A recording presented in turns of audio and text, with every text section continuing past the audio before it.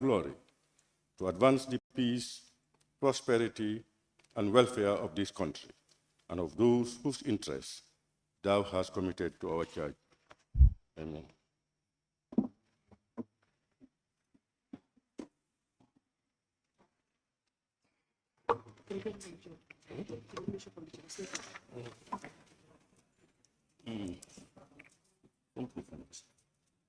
Communication from the chair.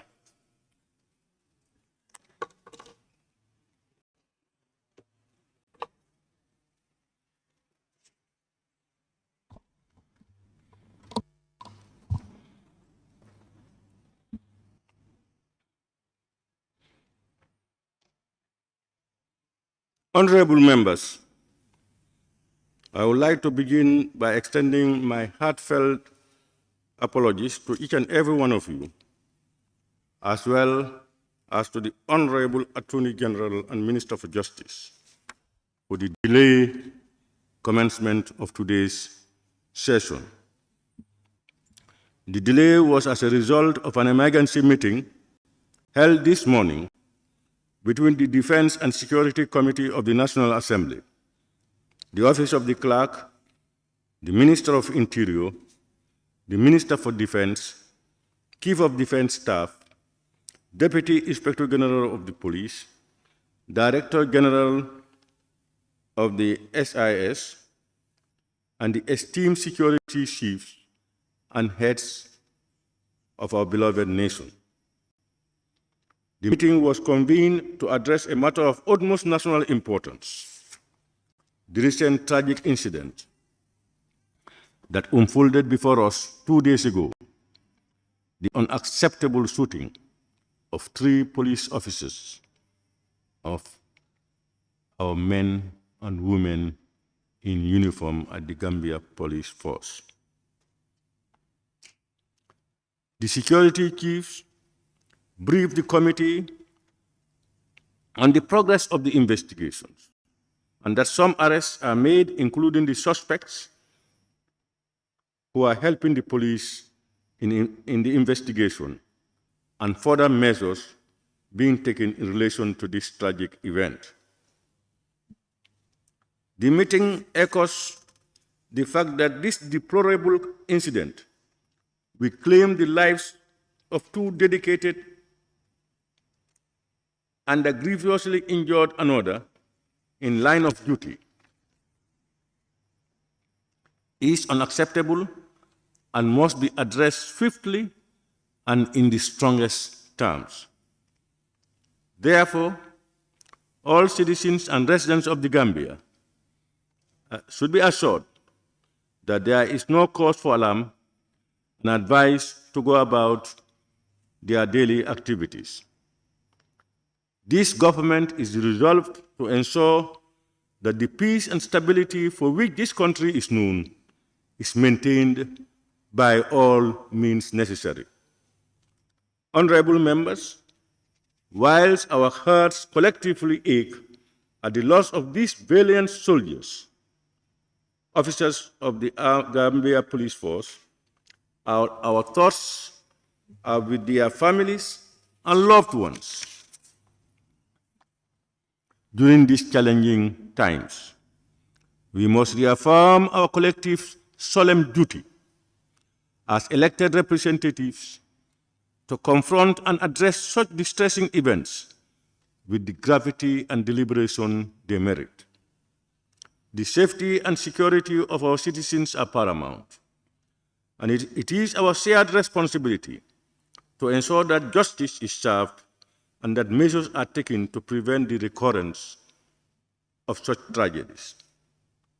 In light of the circumstances, the committee will continue to engage the executive and all relevant authorities to make sure that all necessary measures are taken to maintain the peace, security, and stability of this country.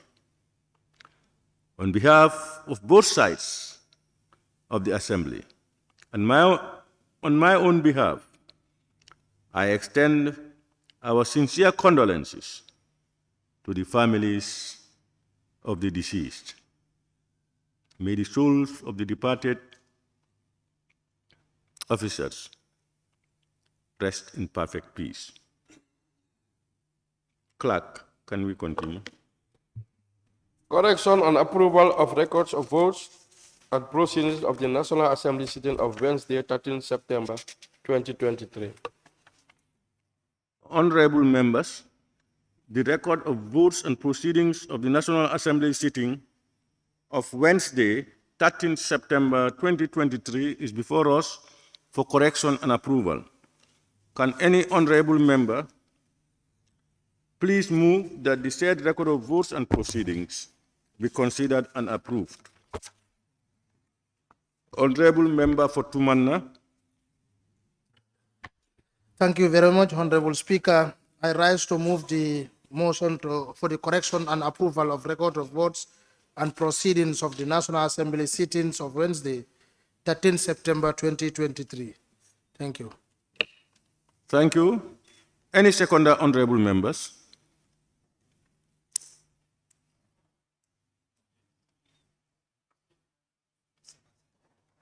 Honorable Member for Sabak Sanjal. Thank you very much, Honorable Speaker. I rise to second the motion. It has been moved and seconded that the record of votes and proceedings of the National Assembly sitting of Wednesday, 13 September 2023 be approved. Honorable members, I think we all have copies of the record of votes and proceedings, and as usual, we look through it page by page, beginning with page 1. Any member who may have observations or comments may do so at that time. We start with page 1. Honorable Member for Sani Mentoring. Thank you very much, Honorable Speaker. On page 1, number 4, which reads questions for oral answers, order 36 and 41, Roman figure 1, which reads His Excellency, Vice President of the Republic. This is where it stops, and I suggest it should continue, like Vice President of the Republic of the Gambia. Thank you.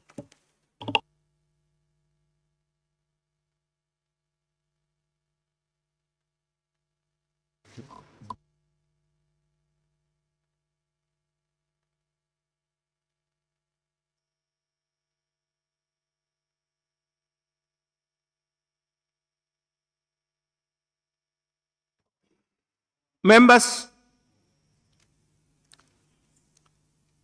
I was getting some legal minds. We have only one republic. You could have the Vice President of the Republic, the Vice President of the Republic of the Gambia. So I think to add the Gambia should not be a problem. Vice President of the Republic of the Gambia. Pardon? Yeah.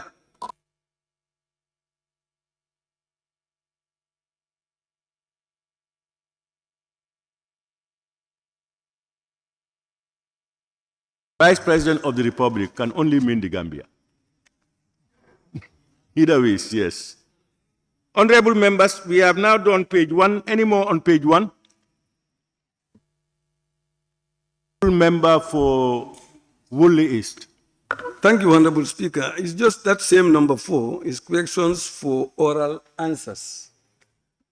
The S is missing on the answer. The heading, huh? Number 4, oral answers. Thank you. Noted. Any more on page 1?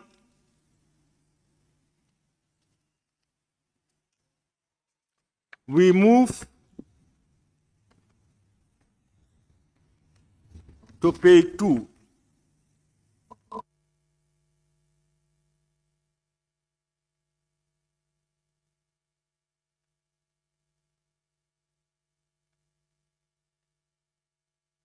Honorable Member for Basse. Yes, Honorable Speaker, on page 1, Honorable Omar Dabo Opanyomi. And You are taking us back to page 1? yes, because I raised my tab, but you could not see me for page 1 before you move to page 2. Honorable members, you have your record of votes before even we come to the assembly. Please read through them. You will be taking us up and down. No, I raised my tag before you moved. Then you call my attention. Okay, thank you. Okay, what is on page 1? Honorable Omar Dabo Opanyomi and Majority Chief Whip, and also on Suleiman Saho also. Omar Dabo Opanyomi, And Chief Whip. Majority Chief Whip. Is that was that the order before? That was the order. Yes. That Okay, then you put Omar Dabo, And Majority Chief Whip, And also on Suleiman Saho. Pardon? On Suleiman Saho also for the minority. Member for Central Body. Suleiman. There is no Suleiman Sao on that. Page 2. The next page. Or page 3.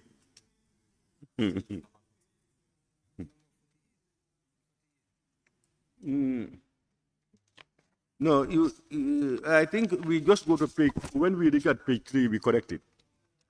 Page 2.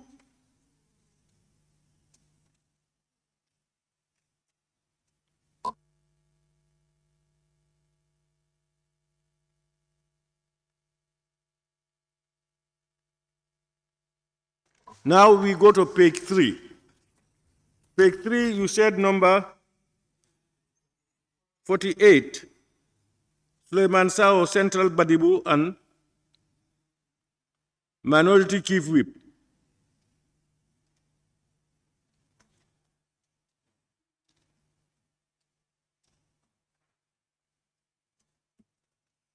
Any more? Honorable Member for Sabak Sanjal, on page 3. Yeah, thank you very much, Honorable Speaker. I wasn't present yesterday, but I was absent with permission. I had some engagements in my constituency and I took permission from the office of the Deputy Speaker. Thank you.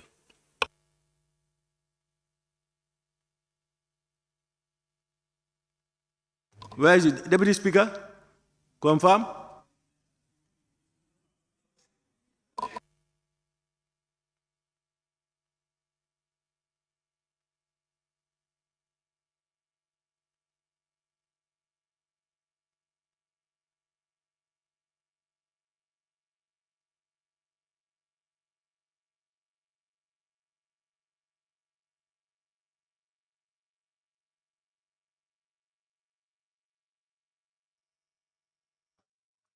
Clerk, you are attesting to it, isn't it? Okay. But where did that appear? Number 50.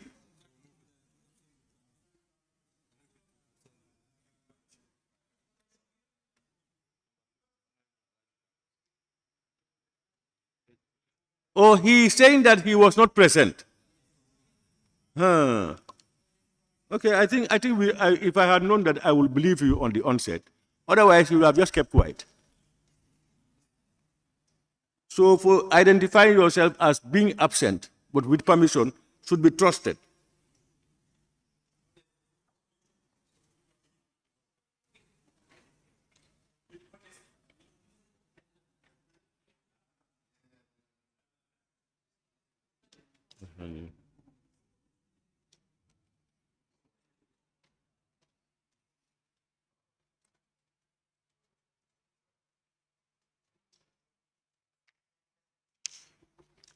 Any more observations on page 3?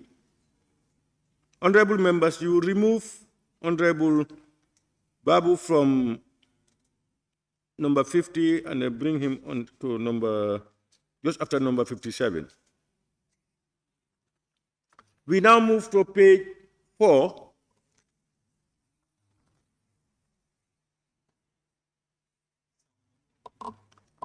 Honorable Member for Sani Mentoring. Thank you, Honorable Speaker. On page 4, under number 2, matters of the day, where it reads at the invitation of the Honorable Speaker, Honorable Bileji Tunkara, member of Kantora and Majority Leader, delivered a statement on the shooting of 3 police officers instead of 2. It's 3 instead of 2. We have 2 on it, and it should be Right. 3 officers were shot. 2 died. Pardon? On the statement, it was. So let somebody talk. I'm not hearing who is talking. It's me. Majority, yes. I'm saying what he said is right because I mentioned 3 of their names in the report, but 2 died. 3 got shot. Yeah.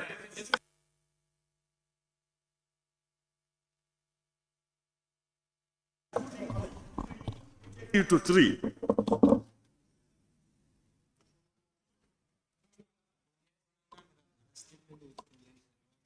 Honorable Speaker. Honorable Speaker. Is it majority? No. Who is shouting? Member for Jara Central. Gara Central. Yes. Honorable Speaker, the table office is taking it from the matter of the day delivered by the honorable member. On the statement there, it was 2 mentioned. So this is where the table office is taking it from. Yes. Huh? We are in agreement. Okay, right. But it was an error. How many people were shot? It was 3. We all know so why do you want to insist legally on this thing? Because I'm not insisting, sir. I'm not insisting. What I'm saying is the table office was not wrong. I am in agreement. We understand that. Exactly. That it was, they picked it from the... Yeah. Yes. Yes. But it is not correct. That's what I'm saying. And now we are correcting it. Yes. We are not blaming you. No, Speaker. Honorable Speaker. No.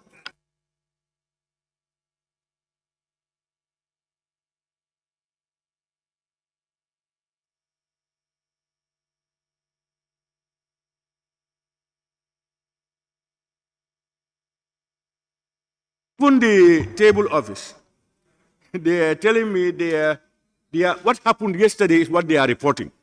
Agreed. But I'm sure it was an oversight. Pardon? Can I hear you? I said the precedence we have said is that whatever was in the order paper is what we maintain. So there is no need to change it to 3. No corrections. That's what you said. You said that's what you said?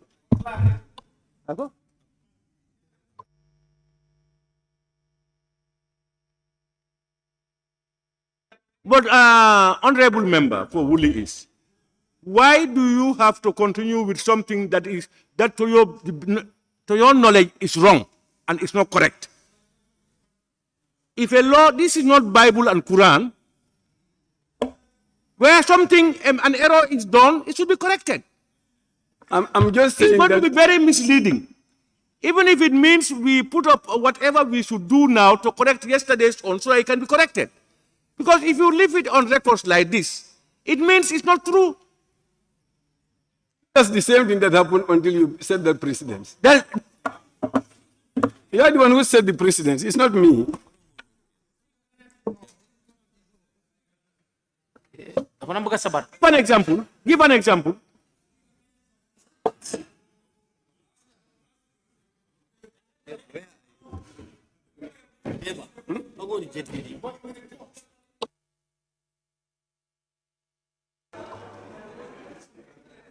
Okay, honorable member for...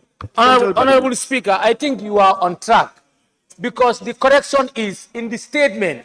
The majority leaders, in fact, made mention of 2 people died and the 1 is hospitalized. He made mention of 3. If the heading was wrong to say 2, let us correct it. We blame nobody for it. But let's do the general correction and move. My problem actually is, we as an institution, we deal with facts. If by error or omission, something has happened and none of us saw it, And we now realize that it's not correct. But because it was the heading yesterday, we should continue with it, misleading people until doomsday. I think we should be bold enough or find a way of making those corrections and then go out. So can we continue, please? We agree with you. We are agreeing. Let's continue like that from now on. Yes. We can now continue. On page 4, am I right? We are on page 4 anymore.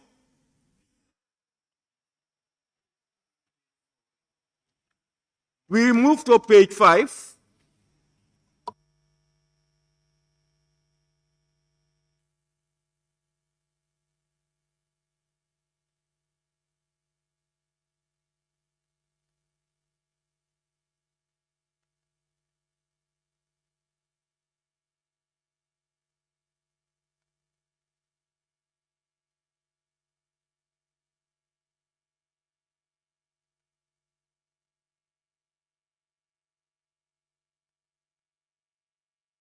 Honorable members, no, we now move to page 6.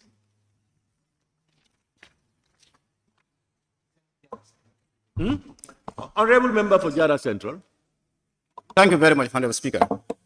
On page 6, question number 2, the third one, number 3, question number 286 of 2023 by the Honorable Member for Fonyi Councillor. It is not supposed to be Fonyi Councillor, it's supposed to be Jara Central. Yes, I was the one who asked that question.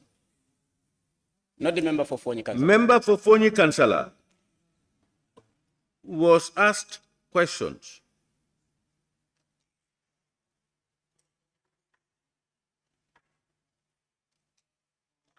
I don't even understand that statement. What I'm saying, Honorable Speaker, is that the 286, question number 286 of 2023 for the Minister for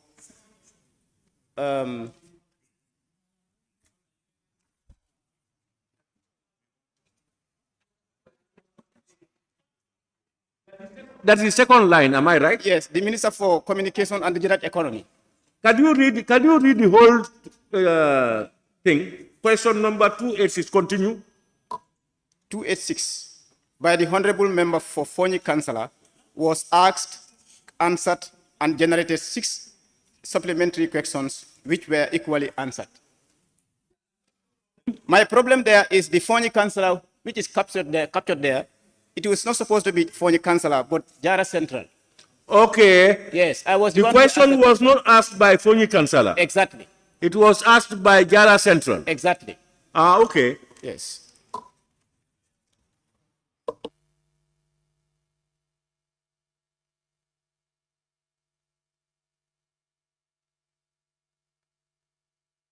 Thank you very much. Noted and corrected. Any more on page 6, honorable members?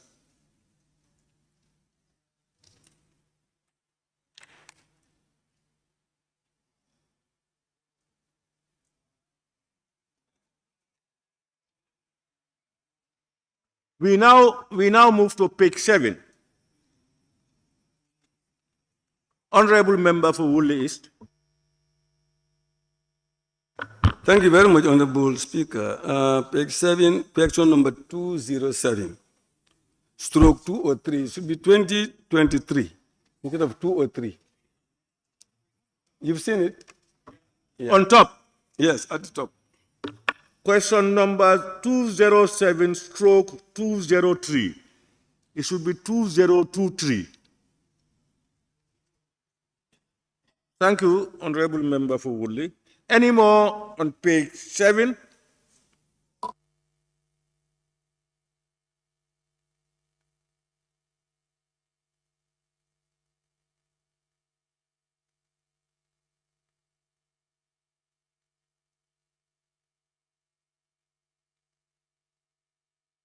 We now move to page 8. Honorable Member for Woodley East. Yes, thank you very much. On page 8, you have number 4. Second line where, however, he was not on his seat and gave no other member authority for the question to be asked on his behalf. The honorable member for Sabak Senjal was not here, but he has authorized Ms. Honorable Cham to read. His Honorable Cham too was not on his seat. So the question was not asked. That's how it happened. That's how it happened. Huh?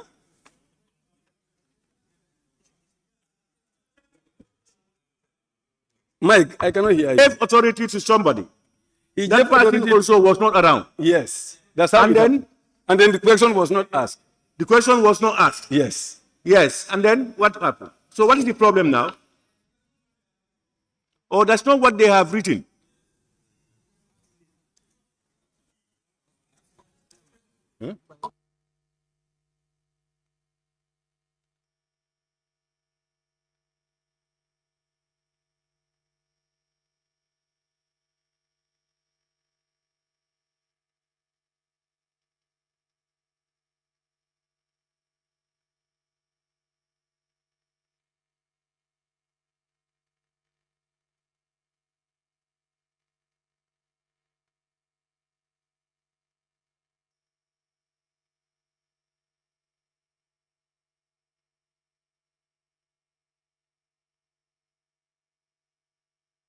Honorable member for Woodley, I think you are right. It should be captured as it was. What transpired is what should be captured. So the honorable speaker invited the honorable member to read out his question. However, he was not on his seat and gave no other member authority. No, because the honorable member gave somebody authority, and that somebody also was not on seat. That's how it should be captured, huh? Have you? Uh-huh. I think you are right. It's noted and it will be corrected. Yeah, page 8, number 4. Now we move to page 9.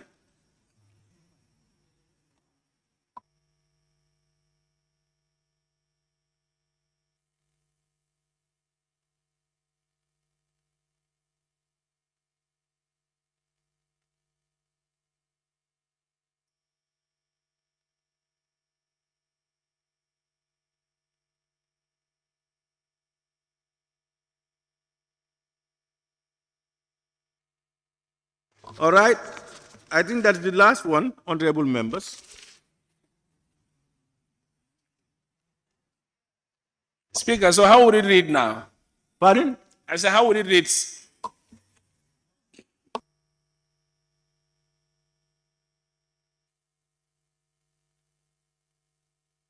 What correction do you mean? Is for them to capture that the speaker invited, the substantive holder was not in, and the person he authorized was also not in, and therefore the question could not be answered. So they know how to frame it. You frame, let them frame it.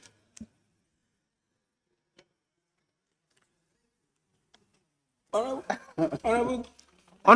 Yes, somebody was talking. Somebody is talking. Huh? I think You have withdrawn. yes. Ah, okay. Honorable members, it has been moved and seconded that the record of votes and proceedings of the National Assembly sitting of Wednesday, 13th September 2023 be approved with amendments. Those in favor, please say aye. Those not in favor, please say no. The ayes have it.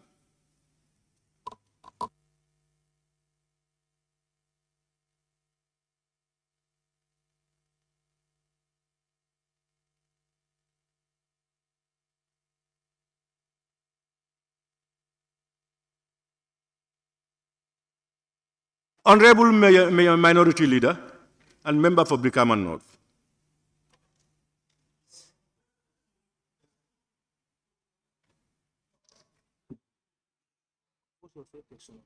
Hmm?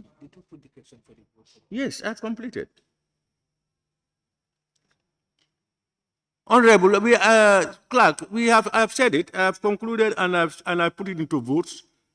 And now I said, let's continue.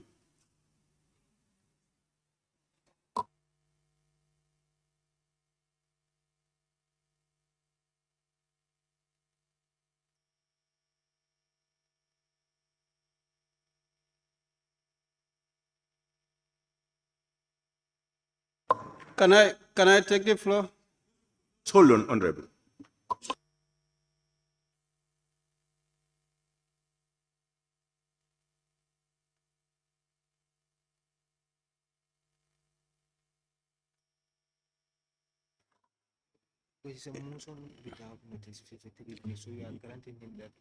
Yeah. Yes, Honorable Minority Leader.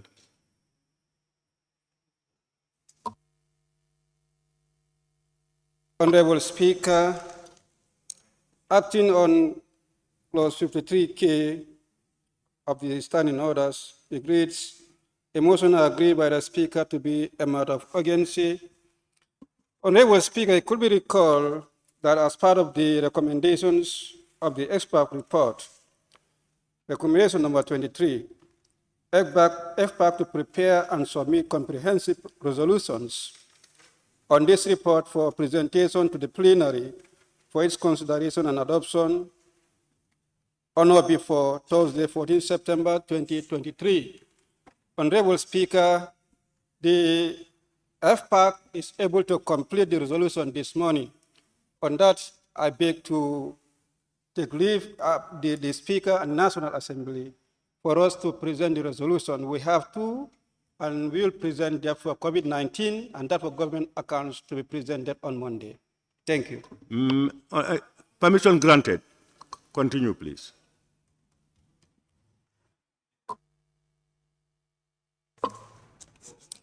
Thank you very much, Honorable Speaker. Honorable members, draft resolution of the National Assembly on COVID-19 audit.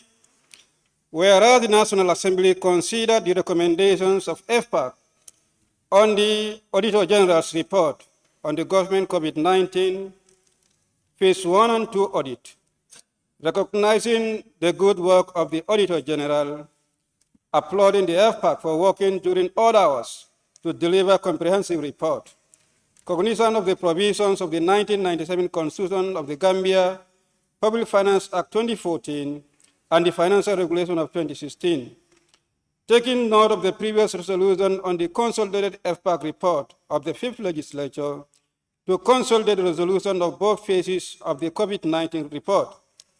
Now therefore resolved that the Executive Director of the National Disaster and Management Agency must account for all undelivered food items worth over $100 million on or before 25 September 2023 to the Accountant General and notify the FPAC, failure of which the Inspector General of Police must launch an investigation immediately. That the Executive Director of National Disaster Management Agency to account for the shortage of delivery of oil by the international company Insurance worth $37,653,700 and the money to be deposited to the National Treasury on or before 25 September 2023 and notify the Accountant General, the Auditor General, and the FPAC, failure of which the Inspector General of Police must launch an investigation immediately. 3, that the Executive Director of National Disaster Management Agency must provide to the Auditor General and the FPAC the certificate of confiscation of the damaged food items by the Food Safety and Quality Authority on or before 25 September 2023, failure of which the FSQA will be summoned by FPAC. And 4, whereas the Executive Director fails to deliver the items or some mentioned in 1, 2, and 3 above upon expiry of the deadline, the President must consider sending him on administrative leave pending the outcome of the police investigations. 5, the Secretary General, the Permanent Secretary, Ministry of Health, must produce the missing payment voucher in respect of the payment of $1,650,000 to the Auditor General and FPAC on or before September 25, 2003, failure of which the Inspector General of Police 2023 rather, failure of which the Inspector General of Police must launch an investigation immediately. 6, the Permanent Secretary, Ministry of Health, must recover the sum of $1,165,548 being an overpayment of COVID-19 frontline workers, and pay the sum to the Accountant General, notify the Auditor General and the FPAC on or before 25 September 2023, failure of which the Inspector General of Police must launch an investigation immediately. 7. The Permanent Secretary Minister of Health must provide to the Auditor General and the FPAC all material evidence relating to the request for quotations from the independent bidders on or before 25 September 2023, failure of which the Inspector General of Police must launch an investigation immediately. 8.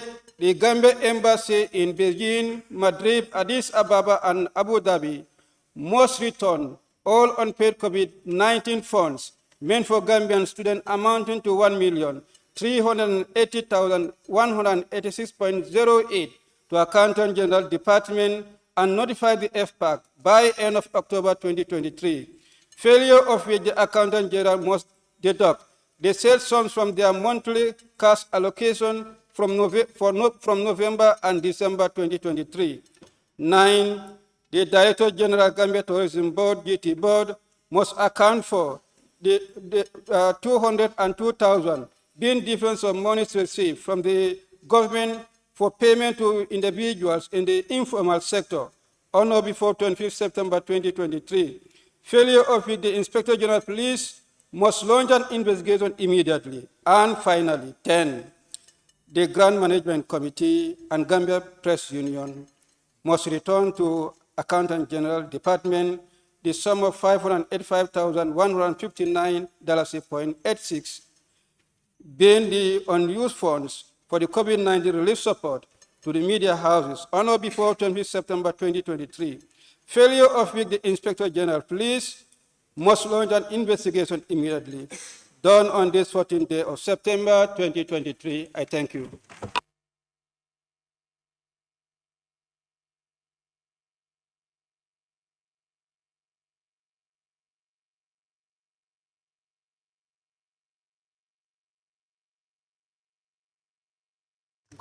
Minority. I observe that all the statements, Inspector General of Police must launch an investigation. Am I right? Immediately. Full stop. And then what? And either report back to you or do something to be clear. Yes, the Inspector General of Police, after the investigation that's noted, should report back to FPAC.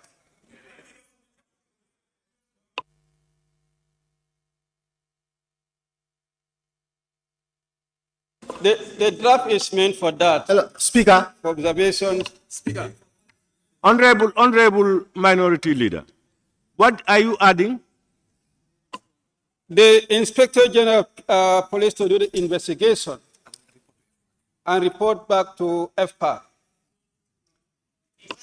So wherever it appears that failure of which the Inspector General of Police must launch an investigation, wherever it appears in the resolution, it should report back to FPAC, isn't it? Immediately. Yes, Mr. Speaker. And report back to FPAC immediately. Am I right?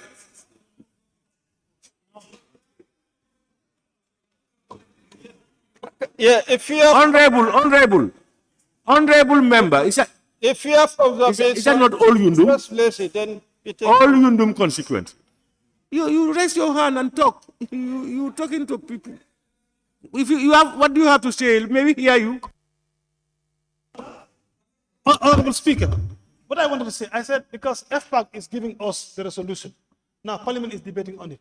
When Inspector General of Police did the investigation already, reporting back to FPAC doesn't make sense. What are they going to do next? Because now we need an action from the Inspector General of Police. So FPAC cannot do the action now. Who's supposed to do the action?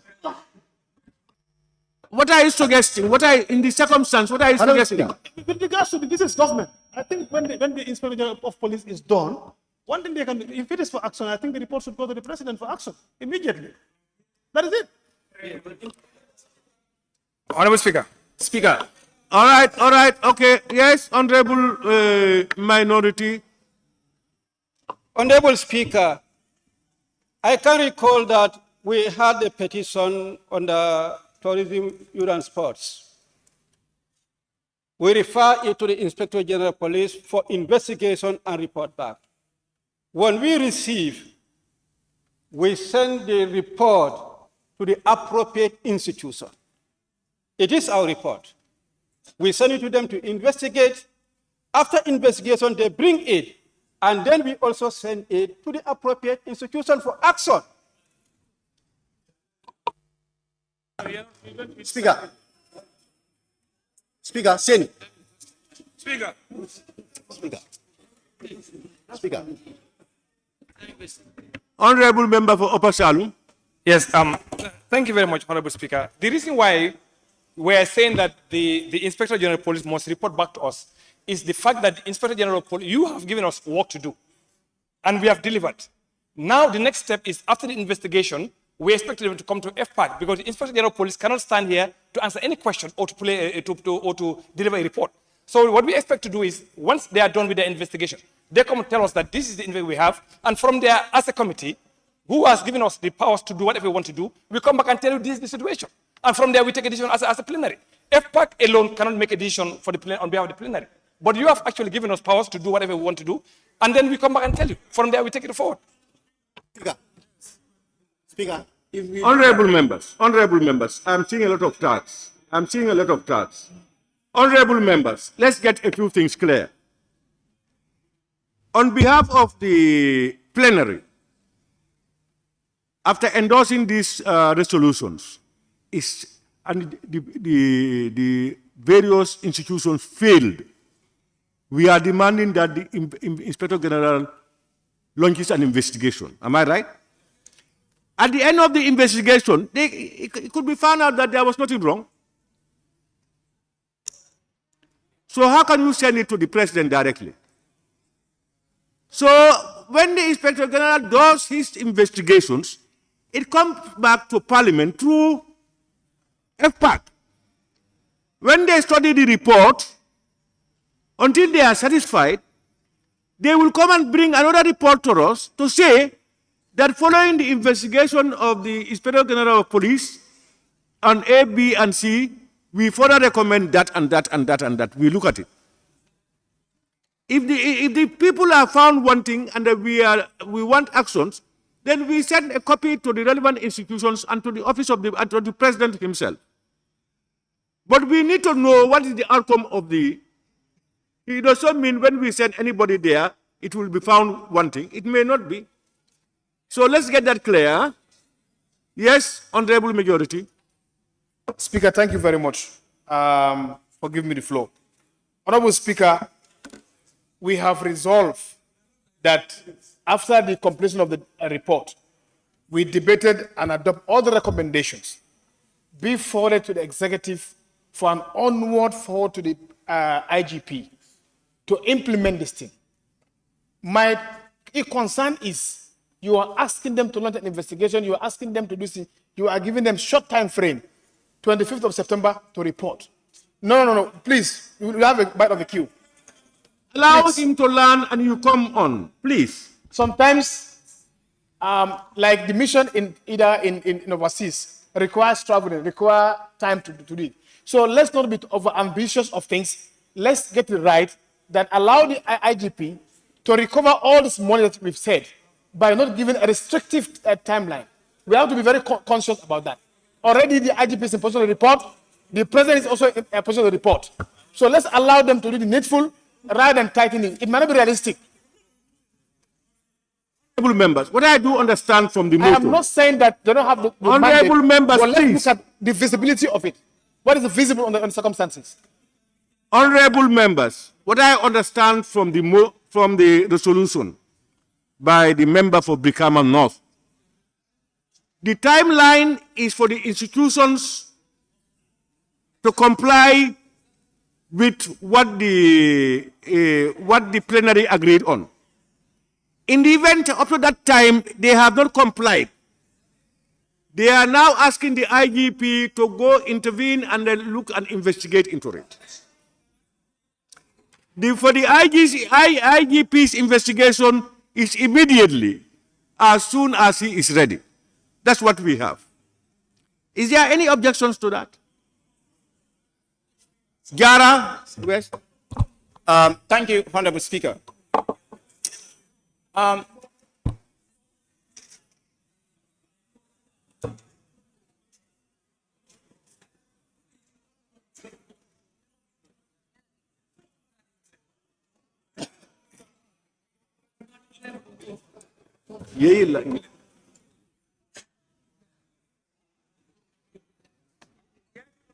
Member for Jara Central. Thank you, Honorable Speaker.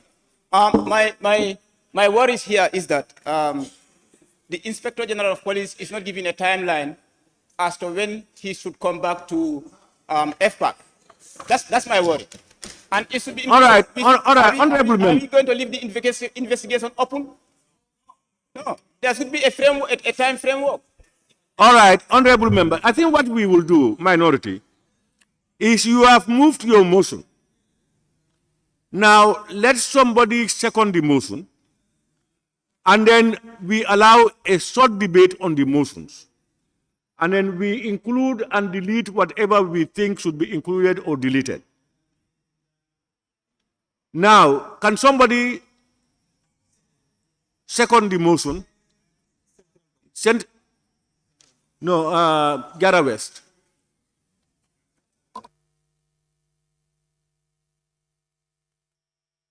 Thank you, Honorable Speaker. I rise to second the motion.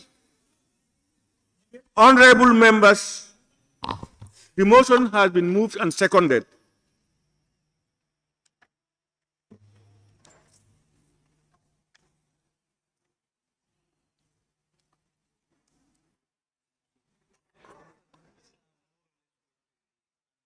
We don't want to spend a lot of time on this particular resolution.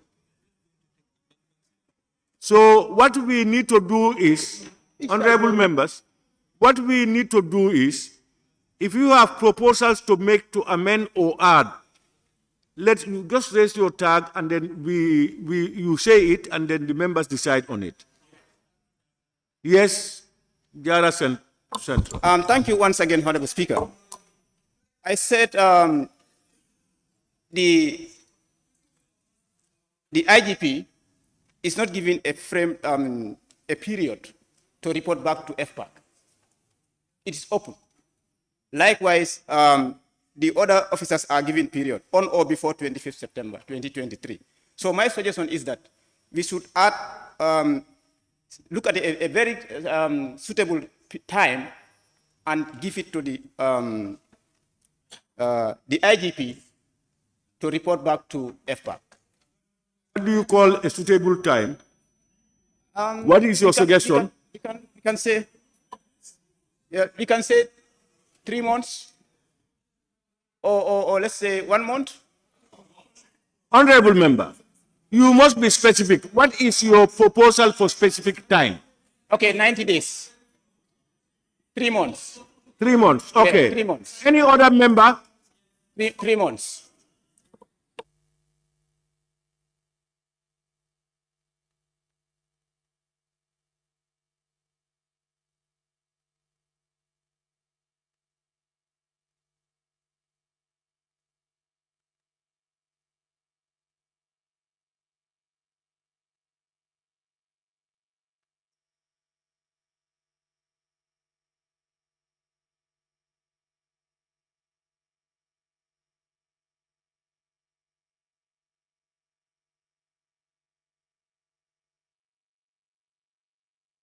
Honorable members, his proposal for a time frame for the Inspector General of Police, and he suggested, I think, 3 months. Yeah, I think we need to decide on that. Either we accept a time frame or we reject it. We are accepting a time frame. And the 90 days is what you agree. Any member who thinks otherwise? So the time frame, minority, note it down, the time frame is now 90 days. Honorable Speaker. Within 90 days. All right? So Honorable member, if you want to talk, just raise your tag or you submit your names. The next one is Same. Same. Thank you. Thank you very much, Honorable Speaker. I first of all want to thank FPAC. Yes, yes. I'm just laying a foundation. Okay. All right. Okay. Honorable Speaker, I'm also recommending that after the IGP's investigation, let them report to FPAC, and FPAC also can report to the plenary, not to the president. Thank you.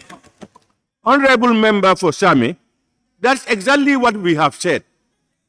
We have said that the IGP will report to the FPAC. No, somebody's opinion. No, we have passed that stage.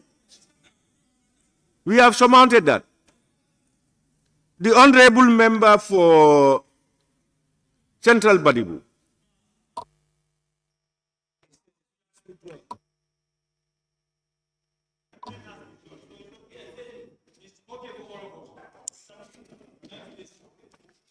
Woolley East. Yes, thank you, Honorable Speaker. Honorable Speaker, my issue is at 8, Resolution 8, where he's saying the last bit, failure of which the Accounting General must deduct the said sums from their monthly cash allocation from November to December 2023. Honorable Speaker, I believe that there should be an investigation to find out who is responsible at the embassy, rather than punishing everybody, because by putting cash allocation, you may affect the embassies, the operations of the embassy. But if you know who is responsible, then you put the task on that person. That's how I see it. Declare the air. Yeah, is it minority? Oh, okay, yes. Member for Central Body. Thank you, Honorable Speaker. Honorable Speaker, I think 8 is very clear. He said the Gambian embassy in Beijing, Madrid, Addis Ababa must return all COVID funds meant for Gambian students amounting to this. So those people will do their work. No, it's the embassy. We cannot say let them investigate again. The embassy will know who are responsible for it. So I think the language is very clear. We cannot put another investigation. No, for me, Honorable Speaker, I think we maintain it as it is. It's very clear. Honorable member for Upper Salum. Yes, thank you, Honorable Speaker. From the conversation we had during the interrogation, it's implied that the embassies use the remaining money in their operations. So in their operations, meaning it's part of the cash allocation they've used. And that's the reason why we are saying that the money must be refunded from the cash allocations, because they use it in their operations, in the embassy. So that's why we are taking it back from their cash operations to return it to the government. All Yundum. Honorable Speaker, for consistency, from the resolution passed by FPAC, there are people responsible in, let's say at the Ministry of Health. They said the permanent secretary is responsible. At the embassy also, the ambassador is the head. I don't understand. Which one are you talking about? I said for consistency. We said permanent secretary, Minister of Health. Why do we mention the permanent secretary? Is he the only person there? And the money was given to the Minister of Health. So the embassy also, the ambassador is the head. So why not you mention that? You cannot say embassy. Embassy is just a structure. But somebody is the head in the embassy. Or whatever, whoever. Honorable Speaker, I know for one thing is the permanent secretary is the accounting officer of the institution. Head. Can you get my majority? What I'm saying, just to support the submission made by Woolley, is that you've asked them to submit, or fail of which you are even giving them punishment already. That if they don't do that, you are going to deduct their cash allocation. Already it's really relaxed. They can say that, okay, well, go ahead and do that. But who suffers? The taxpayers, Gambian people suffers. You are rendering the mission, unoperational. So it's not wise. You have to insist that the vote controller, which the money has been given to, should report back and make the money. So you are even asking them that if you cannot produce, because First of all, it's an act of negligence. Sorry, please, one house. First of all,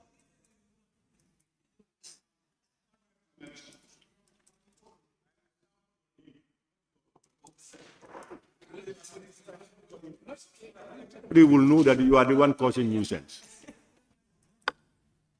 Yes, honorable member. what I'm saying, the act is an act of negligence. Using the COVID form without even authorization. Where do you have the go ahead of? Once you have, you didn't exhaust it, retire it. But whosoever is the vote controller under the COVID-19 fund should be held responsible. So please, we should not set different rules for others and set another one for. Thank you very much. I want to ask honorable member for Upper Salu. It is assumed that it was used for operations. Have you got the facts to back that it was used for operations? Yes. No. Have we got the facts that it was used for operations? Yes. Or it was only assumed? No, But the committee is not assuming. This is during the question and answering session we have with them. They're saying that they use it as part of their operations. Now, I agree. Yes. But do you have evidence to show that it has been used for that? They can say, we have used it for operations, when actually they have not used it. No, that's fine. What we can do is we can go with what they're saying. So you are taking it that they told you that? From the conversation, Speaker, that's what we agreed. Yes, but Speaker, I think just to make it short. No, I can't hear. I've not heard your response. Have I? No, what I'm saying is like evidence or facts to back that they have. No, these are verbal. We didn't have any evidence. This was a verbal conversation. Yeah. Honorable Speaker. Say something. Minority. You want to, yes, go ahead. During the committee session, all the witnesses are always on oath. We have the belief that whatever they say, it may not be true, but if they are on oath, that is something that we can take them. The authority will be very difficult to establish. It will be very difficult to establish. You see the accused and the defendant all at the court. They all are on oath. And one will say, I have not done it. The other one say, he will take oath and say, you did it. The two cannot be done. The two cannot have it. So taking an oath is one thing. How many of us believe in the oath we are taking?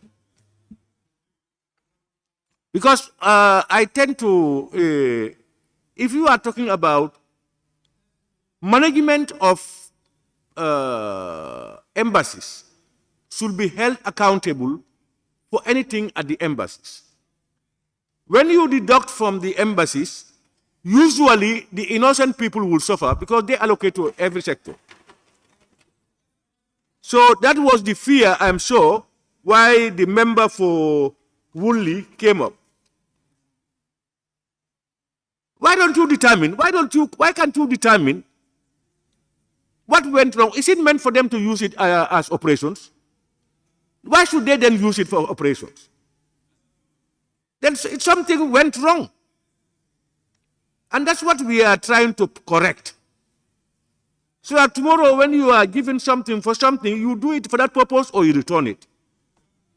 You don't have the right to violate to something else without authority.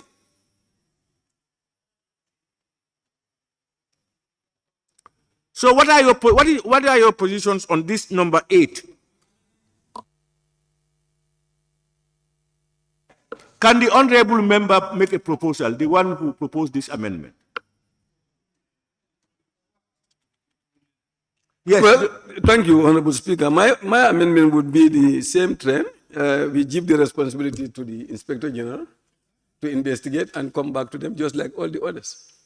Make a clear thing. Who do we hold accountable? Who is identified in these other ones? You have identified people who should do that.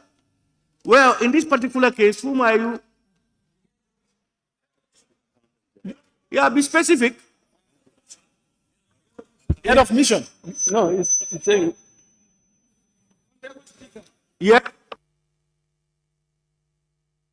Just like what Honorable Member for Olyundum said, in other areas, is the Director General or the PS that take charge. We did not say that they are the ones who have taken, but they are the vote controllers. So in this situation, we can say the Gambian head of mission in Beijing, Madrid, Addis Ababa, Abu Dhabi must account for the unpaid COVID-19 funds meant for Gambian students amounting to 1,380,186.08 to the Accountant General Department and notify FPAC by end of October 2023, failure of which the Accountant General, the Inspector General of Police must launch an investigation immediately and report back to FPAC.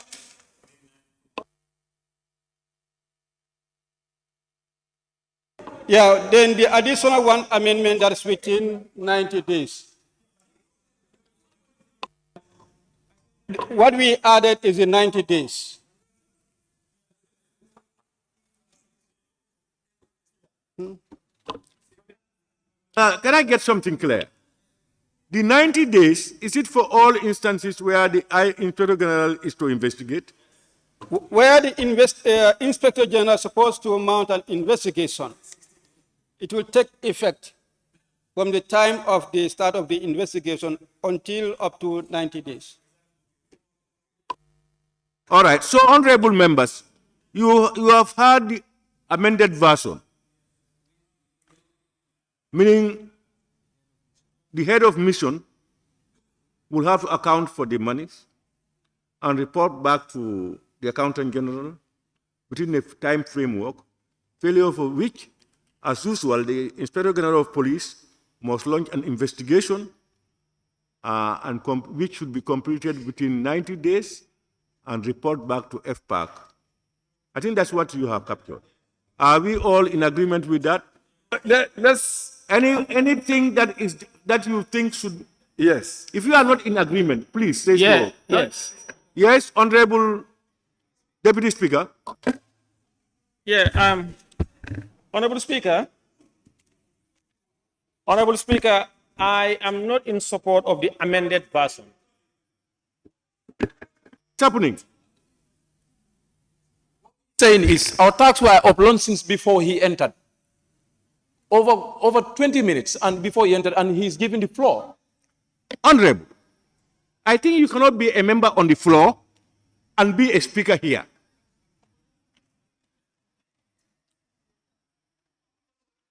Have I ever denied you the right to speak? But as to whom my eye catches, that's my discretion, not you sitting there. Yeah, that's what I'm saying. If you were here, you will have called somebody else probably, and somebody will have told you, why not me? But I do my best to make sure that it is balanced up. And I don't even call, I make sure your names are tagged. Yeah. I could have called, but you submit your names and I read from that document. You should be satisfied. Honorable member, please. Speaker, we are just appealing. Honorable Speaker, I am not in support of the amended version because if you look at the amount involved on item 8, it's 1.3 million. And the missions involved are about 4. And as it is more judicious, more ideal than allowing the Inspector General of Police to constitute teams to go to Addis, Abu Dhabi, and Beijing. It will cost more than $5 million. And I think, yes, the objective is to exhaust. But if it is established by FPAC that these monies were used for other than the purpose it was meant for, and I think as it is for them for it to be deducted from their monthly, it will be more savings than sending people to go and investigate.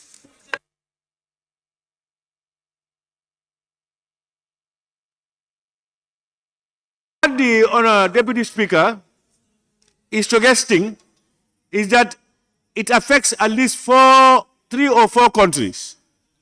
And it's expensive for the IG to send investigators to all these places.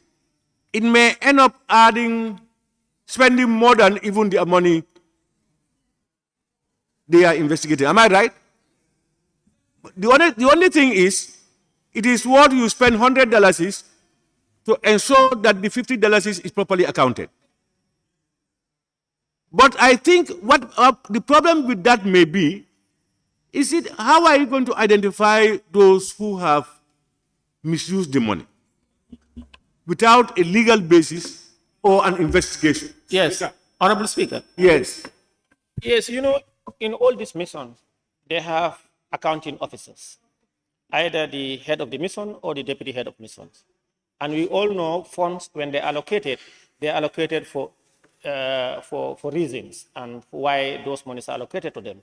And disbursements are based on those approval that the mission and the deputy head of mission or the head of mission, who is the accounting officer, have. And also the accounting officer must be instructed by a superior in the mission.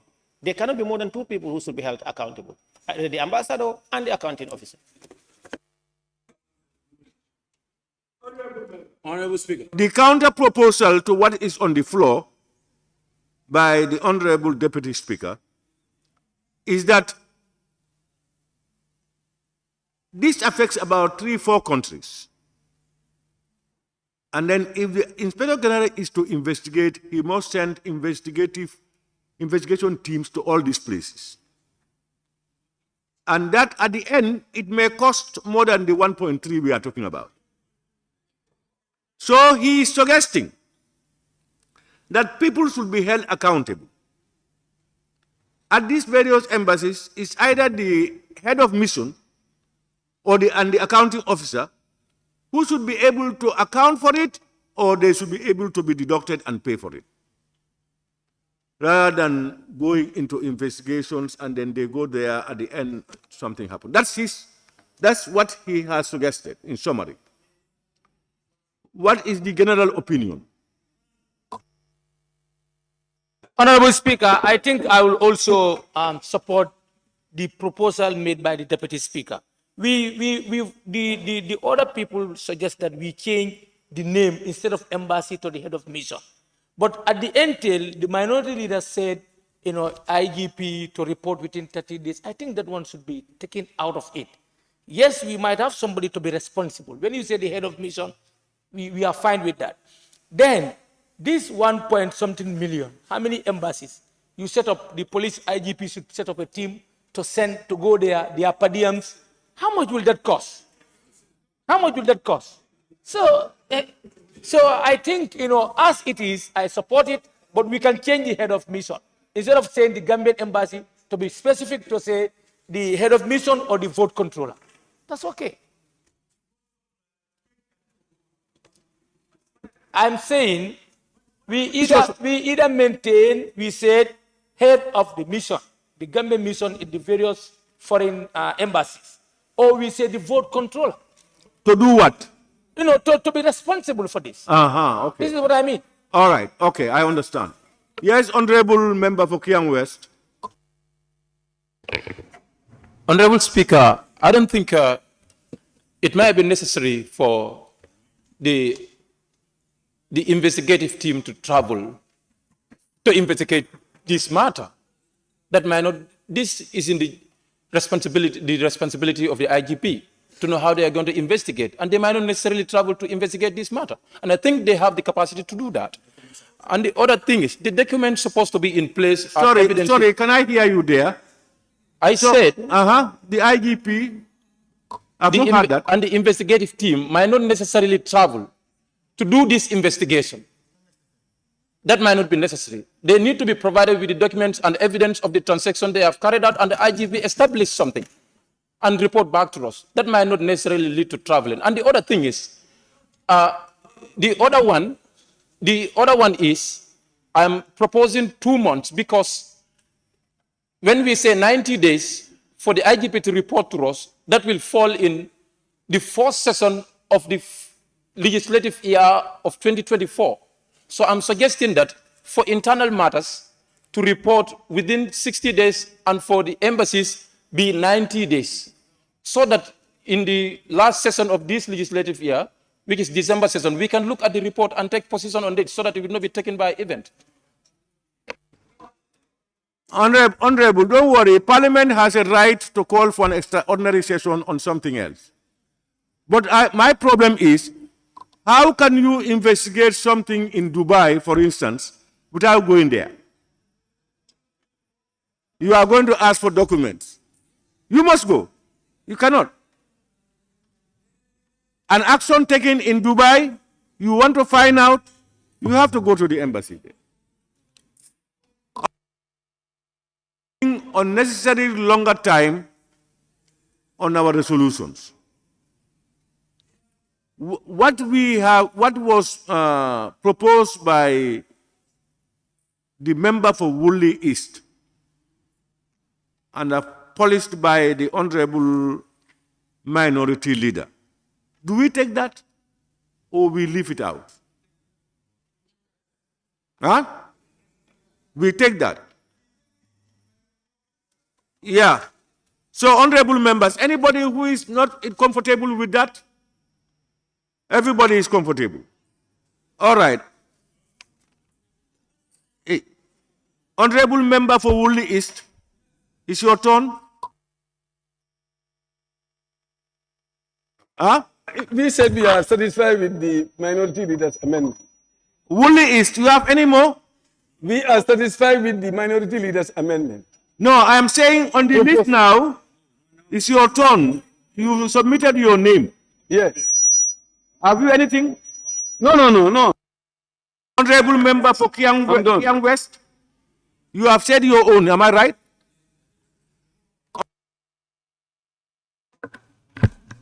Thank you, Honorable Speaker. My concern here is about from the 14th to the 25th. We have only 11 days. From the 14th to the 25th, we only have 10 days to go.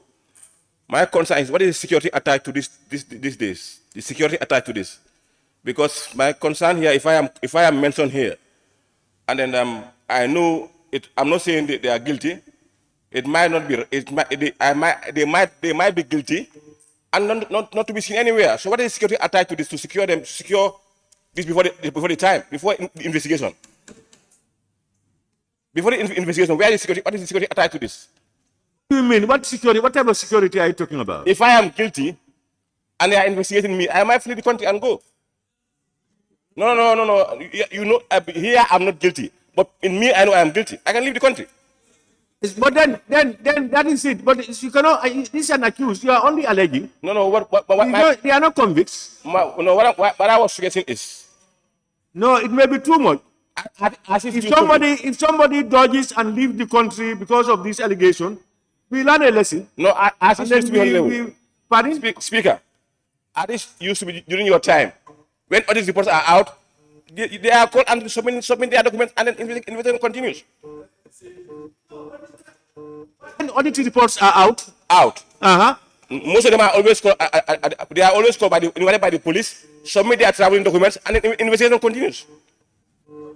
Probably that was at their level. I'm not aware of that. No, I was aware because I have very many people on this. Now, if based on these allegations they go to do something else, then that's their own. But we are not directing them to do those things. You know, if our concerns are heard by government or agencies of government, and they decided by powers vested in them to do certain things, well and good. Yes. Honorable Speaker, I see his problem, but my take is that when we tell the Inspector General to investigate, they know how to investigate. They do what is required, so we don't tell them how they should do things. We should just stop at what we have said. Thank you. I am sure the honorable member's point is, now again the timeline you have given to them to report back to the Accountant General and inform the PAC about those monies. During that period, they can just slot out and go. That's what he's worried. If they slot out and go, but what can you do? I'm saying now this resolution is out. Government is hearing it. The police are hearing it. Every other sector of government are hearing the resolutions, and they will receive it. If they feel that there should be some necessary measures in place for these things to happen, let them do it. Okay, that's what I'm saying. What we don't want to do probably is to say, now let them go and surrender their passports and all these things at this juncture. No. Honorable member for Fonyi Kansala. Yes, Honorable Speaker, I am satisfied with the deliberation going on, but I have a different one. That is number 10, if I am granted. Now, yeah, you are. I called you to make any observations on the resolution. Yeah. All right. I'm okay. As agreed, I'm okay with that. I have a different one. Honorable member for Kansala. Yes. What is your problem? Go to your problem. No, they are just trying to. Where you have problems? Okay, Where? all right. Number 10. Number 10. Yes, go there and yes. Yes, number 10. It seems as if my view, I'm not satisfied. That is, the key issues here is mentioned. The Grant Management Committee of Gambia Press Union instead of an Gambia Press Union. That is my suggestion. I think there are two different things. The Grant Management Committee is one thing, okay, and the Gambia Press Union is another. Am I right? Yes. Are there different bodies? Kansala, are you okay? No, I thought maybe that Grant Management Committee is off. With that comment, are you okay? It's okay. It's okay then. Yeah, honorable member for Sandu.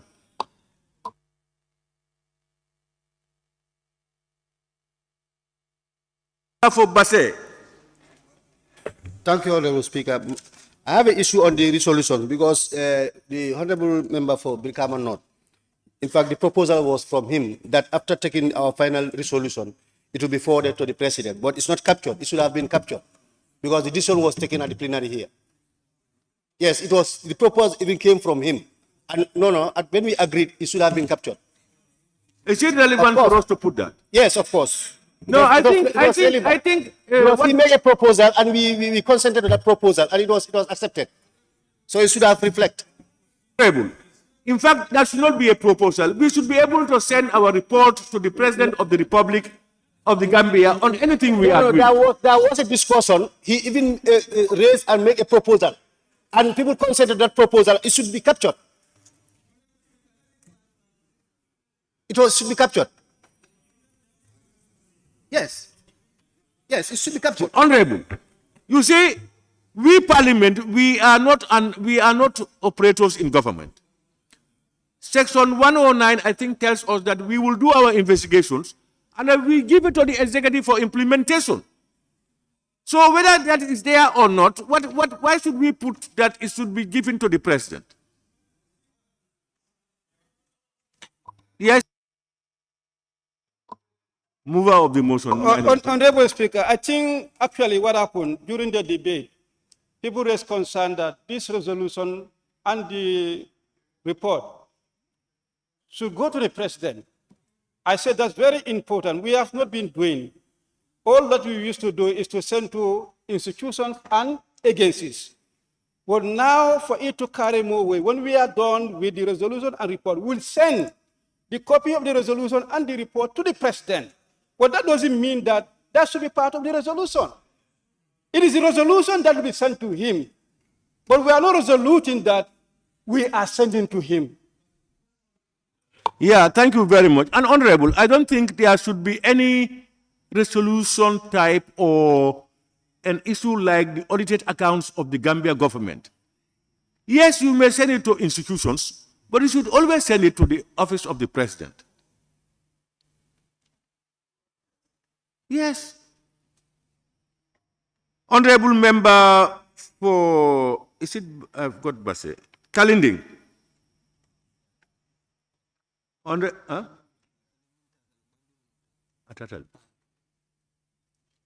No, No, no, no.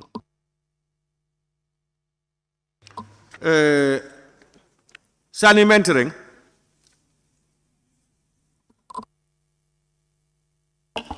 Thank you very much, Honorable Speaker. For number 8 on the resolution, the amount which is 1,380,000 plus some figures is the total amount for the entire embassies which are mentioned here. So my only suggestion is if we can have a breakdown, of course I'm part of the committee, but if we can have a breakdown of each and every embassy so that we know how much each embassy is having. That's one part of it. And then also from that, I suggest we maintain as it is, apart from the changes that I am talking about, we maintain as it is on page 8 for the resolution. Thank you. Honorable member, we have already agreed that it should be rewritten as proposed by the member for Woolly East and polished by the mover of the motion. We have already agreed on that. I asked anybody who I asked. No. So you come. I asked, and everybody said yes. Nobody said no. I have a problem. I asked.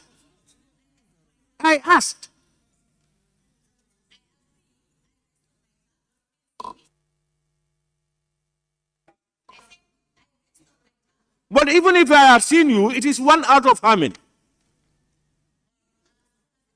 Now, this is what I'm saying. What I'm saying is, after the various proposals, until it was refined, I told you people, now you have heard it.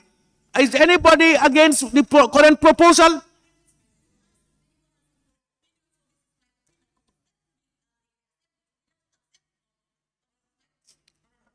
Honorable, I don't know what you are, honorable member of Parliamentary. What are you talking about? Your opinion. Who said you are not talking your? We know that you are saying your opinion. What you said is that we go back on this thing. I said we cannot even put that again because we have resolved it. Nobody is denying your opinion. We have resolved that issue. Yes, honorable member for... Honorable Speaker, you were trying to find out from members their opinion. You are using your list. You call Honorable Sebu Toure. Do you understand? Then you ask the minority leader. Honorable Almame Jiba came up with number 10. We told Almame that no, we are still on number 8 to finalize. Let me learn. Until Almame, you told Almame, continue on your observation. But we did not finally agree on the proposal made by minority leader or Honorable Shuaib. What he contributed, I also contributed. I said we changed the name. We said head of mission or vote controller. But did we vote on it? Members, we didn't. Honorable member for Central Party, but this time around you are wrong. Honorable member, the time the honorable member for Councillor is taking the floor, well before that, we have taken decision on this one, even before I gave it to the member for Kiang West. When these proposals were made, I was not then using the list because it was the issue on the table now. People were raising their hands. There was time I called the honorable member's name is not listed. But it was on an issue on the floor and we are trying to get a consensus on it. And then I was calling people. It was after that that I went back to the list and I started calling members. But you see, you are not listening, honorable. Please, no, honorable member, please, you are not listening. No, you are. Then you don't understand. Yeah, please learn to understand. I never said who talked about your name on the list. Did you hear what I've said? Honorable member, when I'm talking, keep quiet. No, keep quiet when I'm talking. You were pushing me to the wall. I haven't mentioned you. I was explaining to him that I had a list of names that you had submitted. And that at that particular time, on that particular issue, we were not looking at the list, we were asking for opinions. That was the time I called the deputy speaker. And I was randomly calling people. When we resolved it, I went back to the list. And that's why you had time to talk.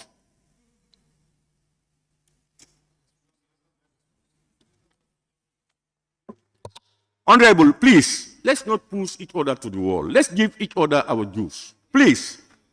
Please. Okay. Latikunda Sabeji. Thank you very much, Honorable Speaker, for giving me the floor.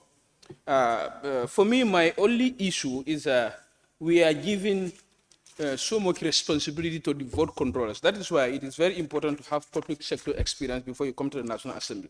You see, vote controllers are mere distributing agents. You don't need to hold, like for instance, if the permanent secretary is given a fund and disburse the fund to the director of Region 4, now the permanent, by way of administrative transaction and all the financial transaction, that money went to the Region 4 to the director. You're going to hold the permanent secretary responsible for that. So most of our recommendation, vote controller to be reformed this, vote controller to reform this, we have to find out, scrutinize whether there are financial and administrative transactions that actually the vote control has disposed so money to so and so place. I think that's my position. Thank you very much. I think you are correct, but that's what we are exactly doing. Because what we are saying is the head of the board controller, who is the permanent secretary, he knows what happened. And he can give directives and do anything. Then let him go and find out. If the money is disbursed to somebody else, he will let us know, and we will hold that person accountable. But you cannot go to any other person, you cannot go to the director and leave him there. So that's what they are doing. I think we are all in the same wavelength. Honorable Speaker. Andre, yes. Somebody shout. Yes, it's Honorable Opasalum. Opasalum, yeah. Yes, I think we need to correct this because again, we are guided by laws. And again, if you look at the Public Finance Act 2014 on vote control, it's very clear that they are responsible for every single penny that is given to them. And that's actually codified into law. So there is nobody else, director or whoever is responsible, but it's the vote control that actually responsible from the Public Finance Act, nobody else. Yeah, if you are the vote controller, you are given 1 million. You have the vote. You decide that director A should be given half a million. And probably that director gave somebody else 250,000. You hold me as the controller, I will be able to know that I gave that money to that person. He will explain and prove that the money is utilized properly or is that, and we'll be able to get the culprit. But you cannot just come from here and go to those people there. You are right. That's why you are holding them accountable. You are holding them accountable because they are in control of it and they disburse it. So they should be able to explain to Parliament what went wrong or who are those responsible for whatever happened. That's the purpose. The Honorable Member for Banjul North.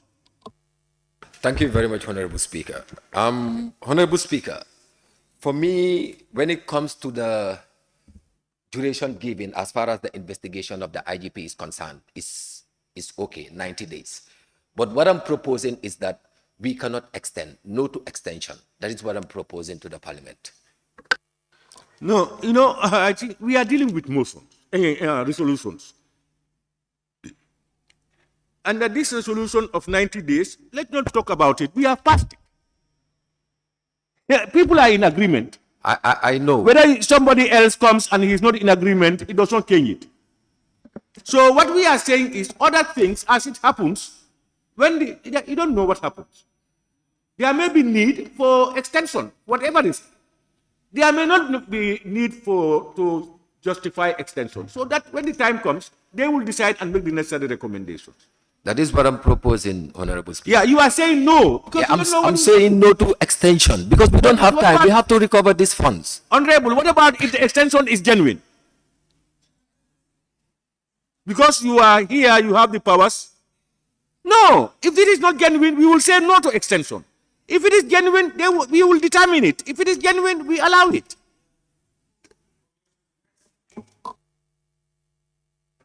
Kiang East.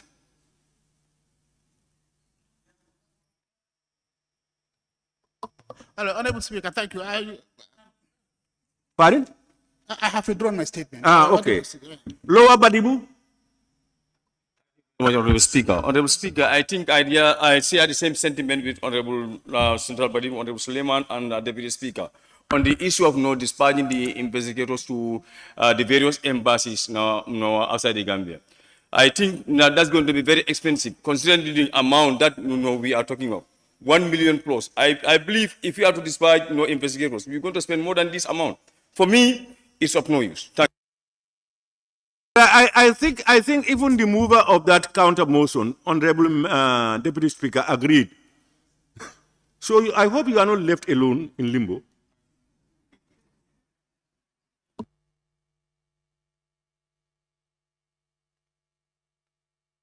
Yes, we have another honorable member for Bakau. Honorable Speaker, I think I have to withdraw because my concern has been addressed. Thank you. All right, honorable members, I think the necessary proposed amendments are noted. Am I right? I just want for us to look at question number three.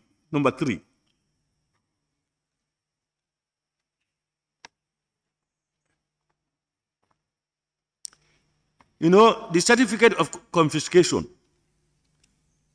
of damaged food items. Is it only one? Yes, Alaji, Honorable. Yes, it's only one certificate that they requested. Okay. Because I wanted it to be specific. If it is, there are a lot of them. Anybody who has any other thing to say about the motion before I allow the mover to come back? Yes, honorable member for Central Body. Thank you very much, Honorable Speaker. I just want to salute FPAC and the entire Parliament to come up with this resolution. It's long overdue. Members will recall that we wanted to pass this resolution. We said we waited until everything is done. And finally, here is the resolution. And I believe our stakeholders will adhere to it. And, we make sure that these funds are generated back to develop our sectors that are highly in need of funds. I thank you all for your support. Yeah, we are vested with certain constitutional legal rights and powers that we can always invoke to get people here and let the Gambian people listen to them. So, Honorable, the mover of the motion, can you round it up? And then... Yes, somebody. Kia West. Kiang West. Yes, I can remember in the report, there were councils who did not also submit certificate of confiscation. And if that was later received by FPAC, we did not know. And that is not captured under this resolution here. Can you please... That was not what certificate? There were councils who claimed to have released some of the documents, some of the food items, and certificate of confiscation were not received by FPAC as report capture. So I'm asking if those certificates were also confirmed to have been received by those various councils. If yes, then we need to be notified. Otherwise, they should also be part of the resolution.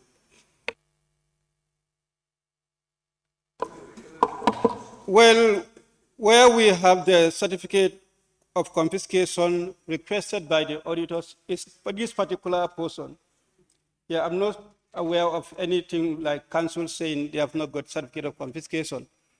And then if you talk about councils are on the Gambia government account report that is coming on Monday. It's a separate resolution. Yeah, this resolution is specific to COVID-19 funds, am I right? Yeah. So, Honorable, the mover of the motion, Honorable Minority Leader and Member for Bikama North. Thank you very much, Honorable Speaker. Honorable Speaker, let me seize this opportunity once more to thank the National Assembly, especially the clerk and the staff, for the support that they have given to FPAC. We could not have done justice if we don't have a very good report, it's because of our staff that we are able to have a very comprehensive report. And then within 2 days, we're able to get this resolution, and the second one is coming tomorrow. And as I said during my closing remark on the day of passing the report. Minority, what is coming tomorrow? Monday, sorry. Monday. Those institutions that might have the notion that this report is just for the sake of reporting, I think this is just the tip of the iceberg. We are going to prove them wrong. Now, FPAC means business, and the National Assembly means business for that matter. I can tell you when we present our follow-up on the last resolution, progress is made. And the same vein also, I hope the executive will be very cooperative in implementing this resolution. When we are done, the resolution and the copy of the report will be sent not only to the institutions, but to the President of the Republic as well. And I have the belief that he will give us all the support necessary. On that note, I thank you all.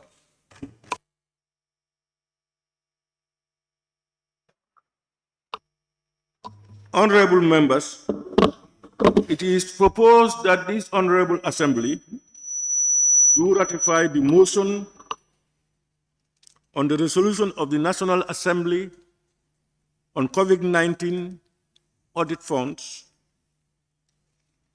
as amended.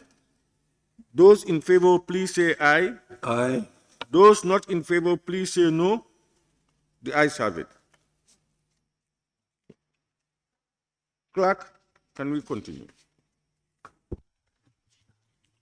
Orders of the day, Order 51, by Honorable Ablaisis, a member for Old Yundum and Deputy Majority Leader.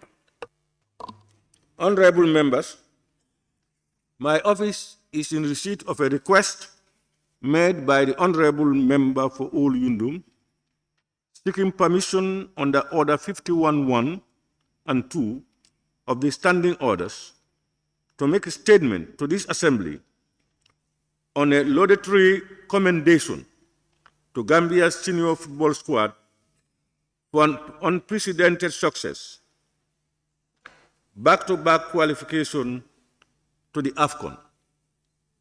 Honorable members, having considered the request of the Honorable Member under the provisions of Standing Orders 51.3A, B, and C and D, and 51.5, and noting that the request has satisfied the Standing Orders provisions, I now grant the Honorable Member for Old Yundum constituency leave to make his statement to the Assembly.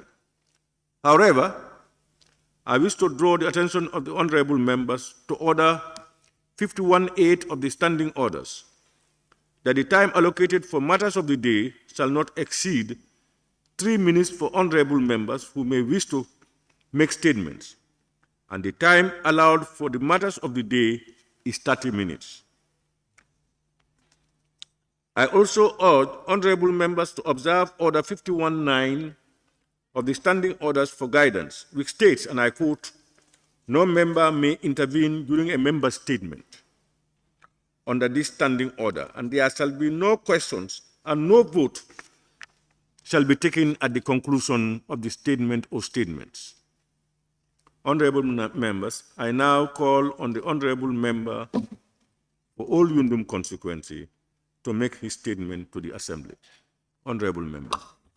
Honorable Speaker, thank you so much. With your humble permission, I just want to humbly rise to move that I want to withdraw the matter of the day, given the circumstances surrounding, all of us in this country currently, with what happened to our foreign soldiers, police officers. I humbly want to withdraw the matter of the day till next time. Thank you. But it has been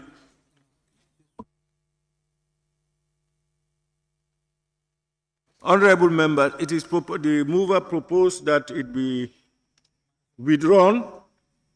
Can we have any second after that, please? Majority Leader. Thank you, Honorable Speaker. I rise to second the motion. Honorable members, it is proposed that matters of the day be withdrawn. Those in favor, please say aye. Not in favor, please say no. The ayes have it. It's taken to have been withdrawn.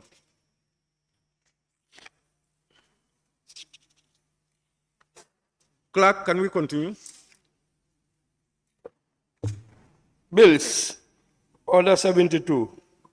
Continuation of the committee stage of the Anti-Corruption Bill 2019 by the Honorable Attorney General and Minister for Justice. Honorable members will recall that the consideration stage of the Anti-Corruption Bill 2019 began in earnest and has since been under consideration during the previous sessions of the Assembly. However, the Assembly could not complete the process at the last ordinary session, that is the second ordinary session, and stopped at clause 20 of the bill on Thursday, 15 June 2023, to be precise. We will therefore continue the consideration stage today from where we stopped during the previous session. However, during the consideration stage, members shall have the opportunity to give detailed consideration and scrutiny to every clause and schedule in the bill. This stage also provides an opportunity for amendments to the bill to be debated and voted on. I will now therefore resolve the Assembly into a committee of the whole Assembly to give consideration to the bill, that's the Anti-Corruption Bill 2019. The Assembly now resolves into the committee of the whole House.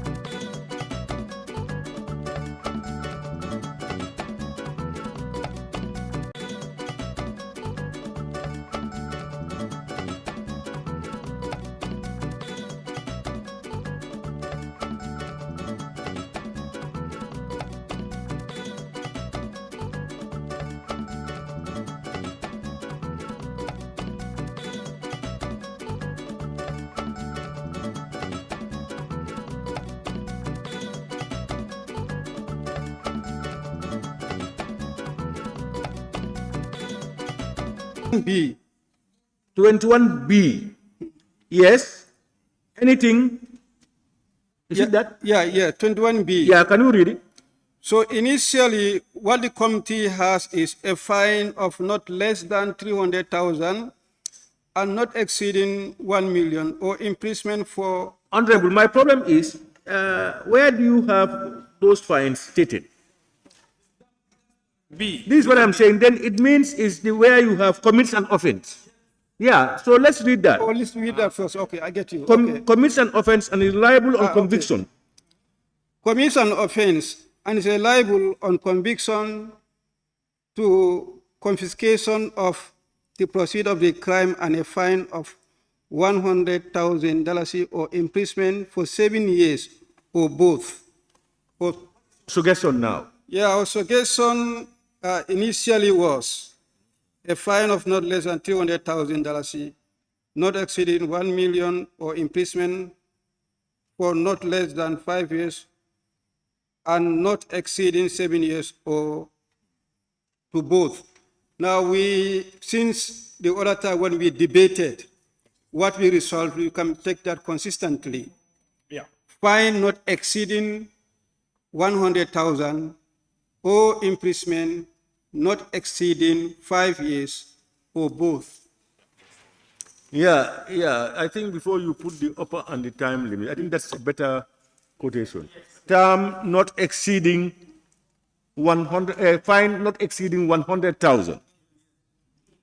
A fine, the confiscation of the process of the and a fine of a fine not exceeding $100,000 or imprisonment Not exceeding 5 years. Imprisonment not exceeding 5 years or both. Or both. Are we getting it? Not exceeding. You have the upper limit. Both are given the upper limits.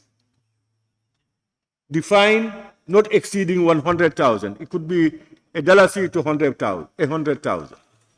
And not what on 1 million. It's not 100,000. 1 million, 1 million. Not exceeding 1 million. Yes, sorry. 1 million. Yeah. Not 1 million. Not exceeding 1 million. No, what I'm saying, the last clause, that is 20, after almost about 2 hours debate, this was what we resolved to. Not exceeding 1 million, not 100, 1 million. There's no minimum. The maximum is 1 million. The discretion of the judge, yeah. depending on the severity of the crime. Offense, yes. So, but now, yeah. When you say, I think it's your committee, isn't it? Yes. Your committee. And that's what you are recommending. Exactly. Now, honorable members, I think you know corrupt demand by persons. If you look at the thing, you know the team, what is the punishment for? I think you have already. The punishment is for a person who requests, receives, or obtains property or benefits of any kind for himself or herself, or any other person, or agrees or attempts to receive or obtain any property or benefit of any kind for himself or herself, or any other person on account of anything. Can you help read it, majority, deputy? Majority. Continue.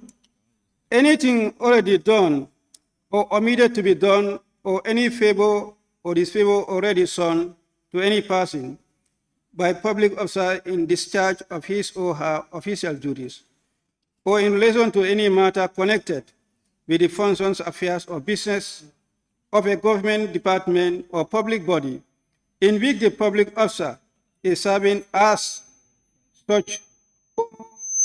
B, anything to be afterwards done or omitted, or any favor or disfavor to be afterwards shown to any person by public officer in the discharge of his or her official duties, or in relation to any such matter as aforesaid commits an offense. We've got that. Now, these are the reasons why one should be punished if found, if convicted, to a fine not exceeding 1 million or to an imprisonment not exceeding 5 years or to both fine and imprisonment. That's the law being drafted now. And this will be in addition to the confiscation of the proceeds. We want members to understand. Now, this is a suggestion. The committee has agreed not more than 1 million and then not more than 5 years or both. Yes, Honorable Member for Woolly. Honorable Chair, I'm saying when you go to the point, if no one raises issue on the text, there is no need to read all that again because we have ordered for months now. So wherever we have point, we will raise it to you. That's what we've done at the retreat, and we've done yes, people. Hello, yes. Yes. Yeah, yes. When we're making these laws, we want to remind ourselves. There are times when it's necessary to remind yourselves. Why are you saying somebody should be fined $1 million? Not more than 1 million. I know. Probably you are oppressed. Somebody else may not be. Not everybody is like you. Speaker. Yes? I'm suggesting we delete it. You delete what? This one. Delete clause. What? Yes. You said we delete what? The clause. 21. You delete the whole of clause 21. Yes, let's say 1 million. We delete it. No. Let's listen to him. Where is the honorable member? Councillor. Yes, Councillor, yes. Yes, can I? Yes, I said the entire clause. Yeah, we delete it. 21. This one is not connected. It doesn't connect us. Connected to who? Yeah. It has no network to connect. It has no network to connect issues of this. Yeah, Honorable Speaker, corrupt by demand, corrupt demand by person. This is just someone that demand to be compensated to make a favor. Probably it's in two ways, whether you are given or not given, but you are reported. So we need to look at the severity of the case. And I want to go with the initial proposal here, that 100,000 and not exceeding 7 years or both. This, we cannot make a law that want to make it uniform, as everything has to be the same fines. No, I'm not supposed to do that. We look at the severity. We look at the legislature at hand. If there is need for us to do flexibility in that, we do that. So it's different from like taking the proceed of the corrupt practice and also charging him. But this is corrupt demand by a person. You cannot say that because we agree to amount, it must be uniform. No, there's no sense in that. So I'm proposing the $100,000 or imprisonment for 7 years or both. That should suffice as it is. It doesn't look proportional. $100,000 is 7 years. And why don't you say 100,000 and then you have 5 years or so? But 100,000, 7 years. So we have proposals. I think this proposal is coming from the committee. Speaker, this one that I read came from the floor here. I'm coming. After 2 hours debate, finally what we resolved to is this. What the committee had was a total different thing. So we said, since this is the 10, there is no need we go by what the committee has. 1 million is the maximum.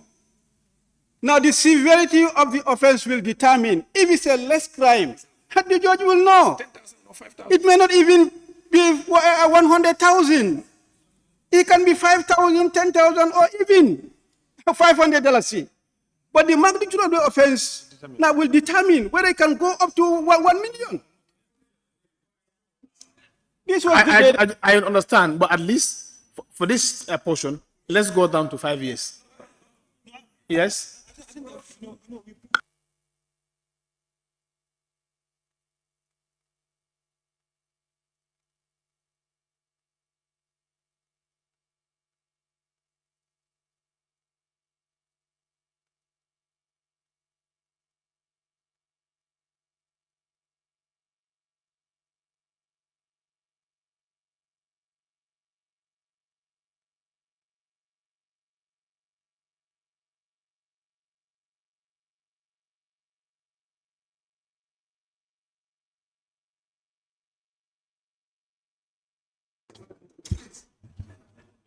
Maybe you don't understand this one. Please, understand it, please.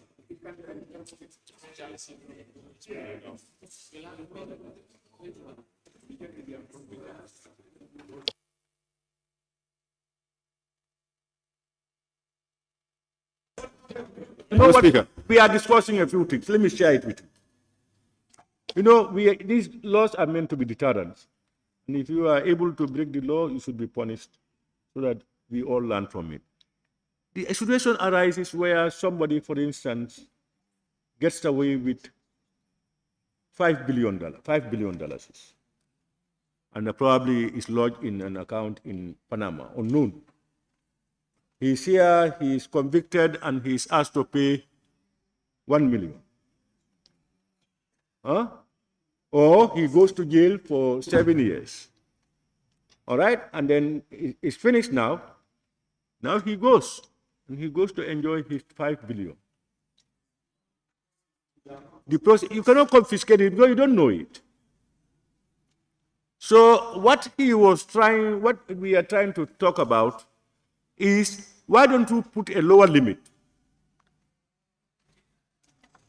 And say, for instance, to a fine of not less than, for instance, 10,000 or 50,000, for instance, not less than that. So the maximum is bonus. So depending on the severity of the crime and the amount of money embezzled, you can be sent, you will not enjoy that money. You can be sentenced probably for your lifetime. That was a suggestion. But I counter-asked, how do you put the minimum? Because here, it may be an exchange of $100. It's a crime. Now, for that, do you have to go to the minimum of 2 years or 1 year or 5 years in prison? So those were the questions we are asking. But I said, let me share it with you because you are the people who are to make the law. Yeah. Speaker. You are always free to intervene.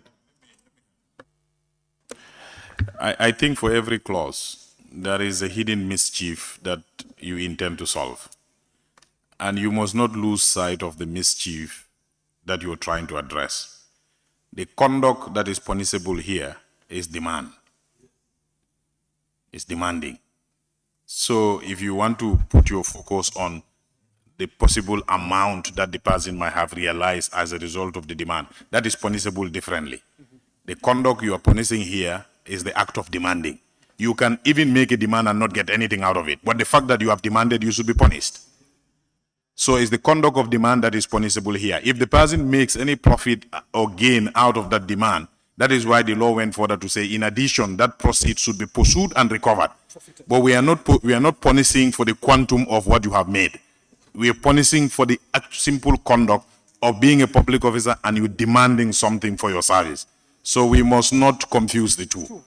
So I think the punishment proposed is proportionate, but if you want to tweak it a little bit, it's not bad. To ask, if you demand and it's given to you.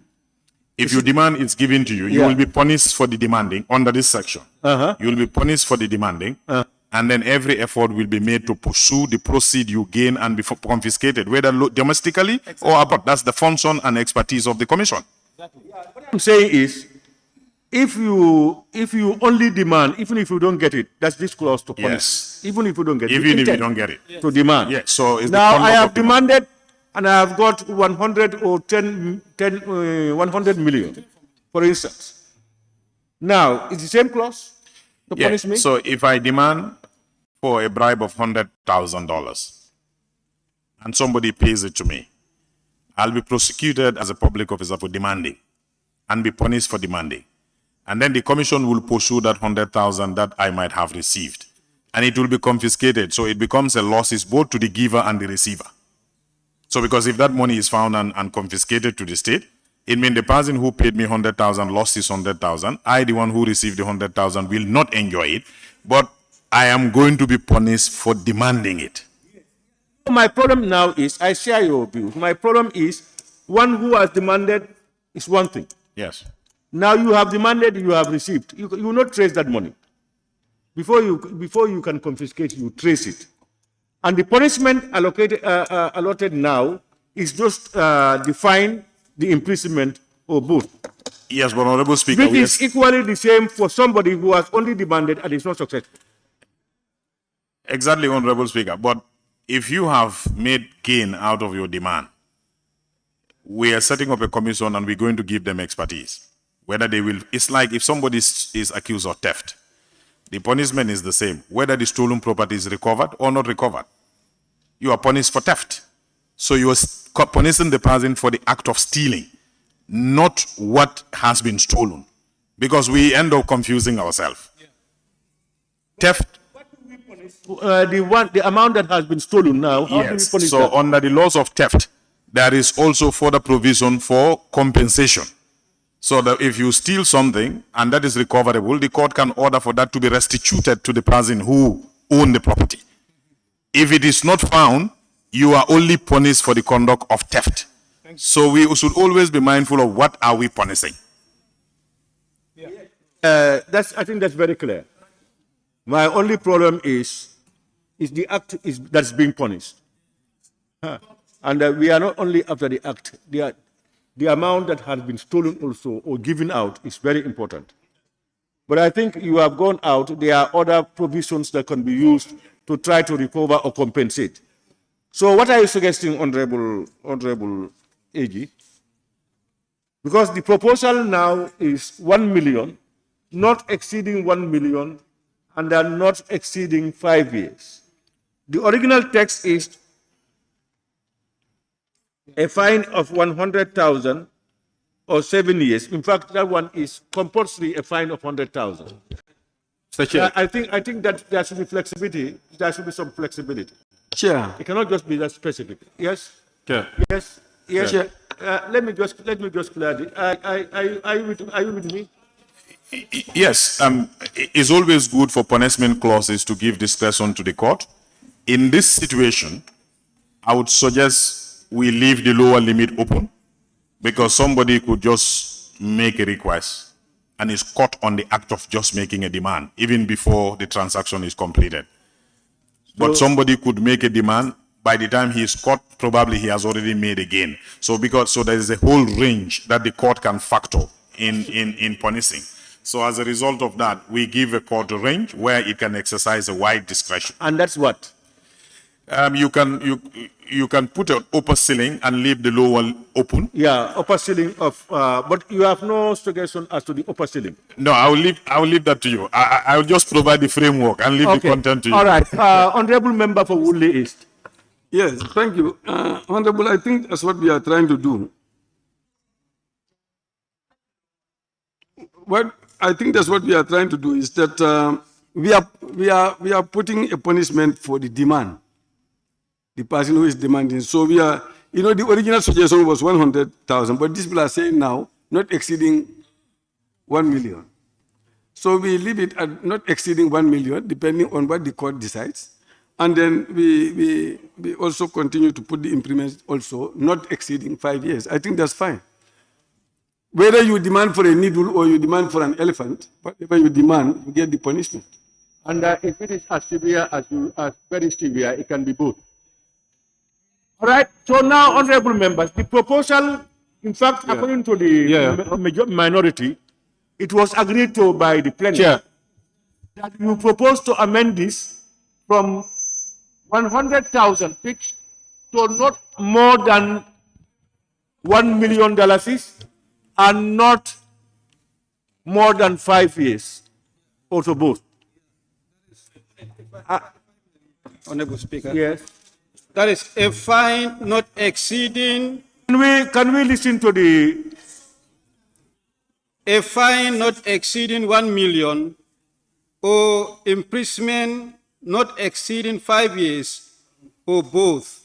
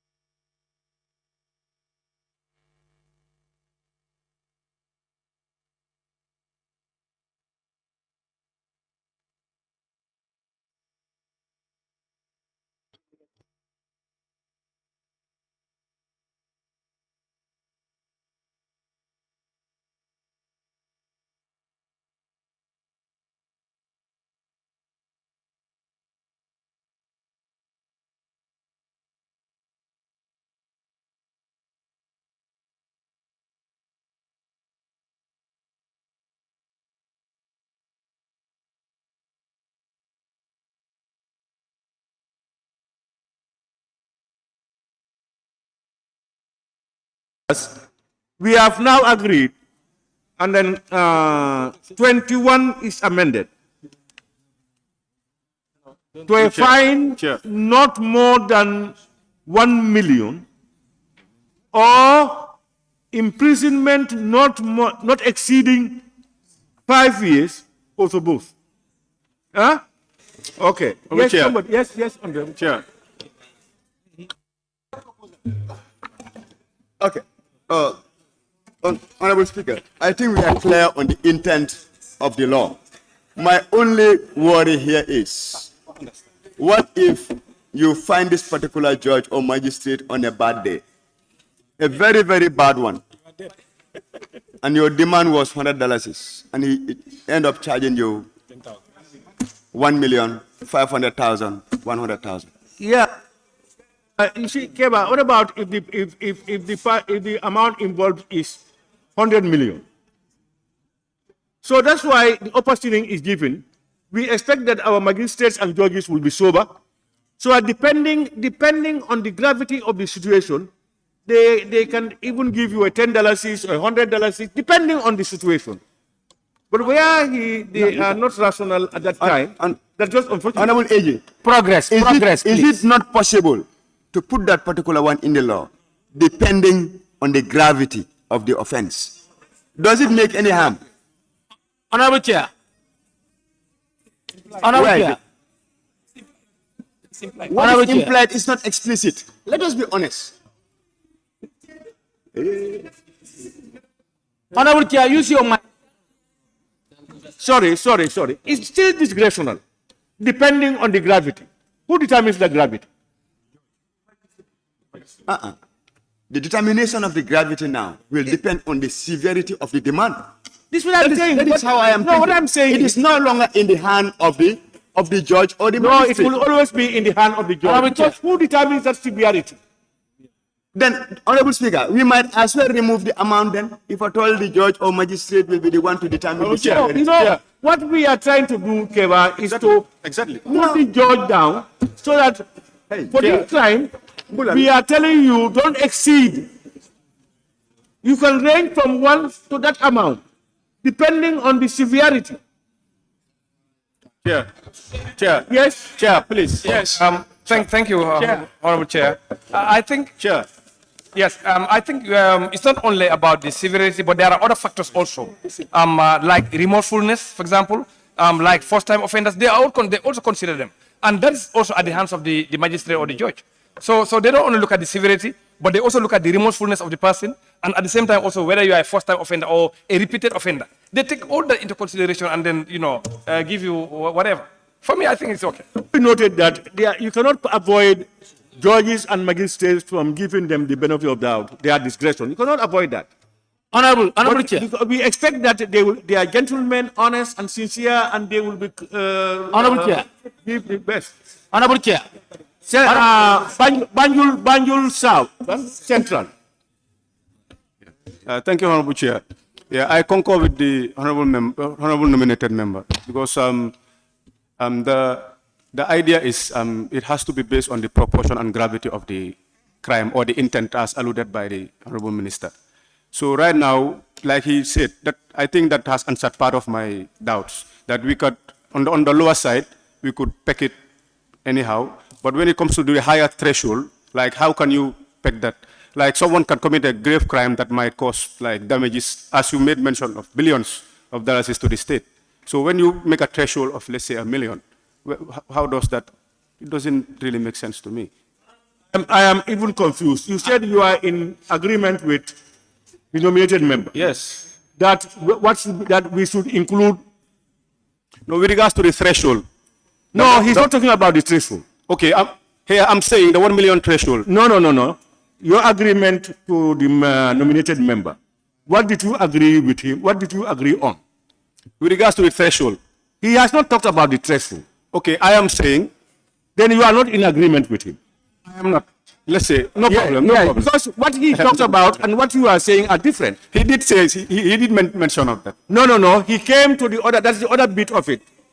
Now you are saying also making reference that if you, please, if you put a threshold, what about if you, let's say 1 million, as we did now, and the amount involved is in hundreds of millions? That's what you are saying. Exactly, that's exactly my point. That's what you're reasoning. I think the Honorable Minister, in his explanation, you see, there are ways also outside this that monies can be retrieved or compensation done and by the accused or convicted person. If you are found wanting, for instance, with 100 million, the court has a right to say how you are going to refund that 100 million.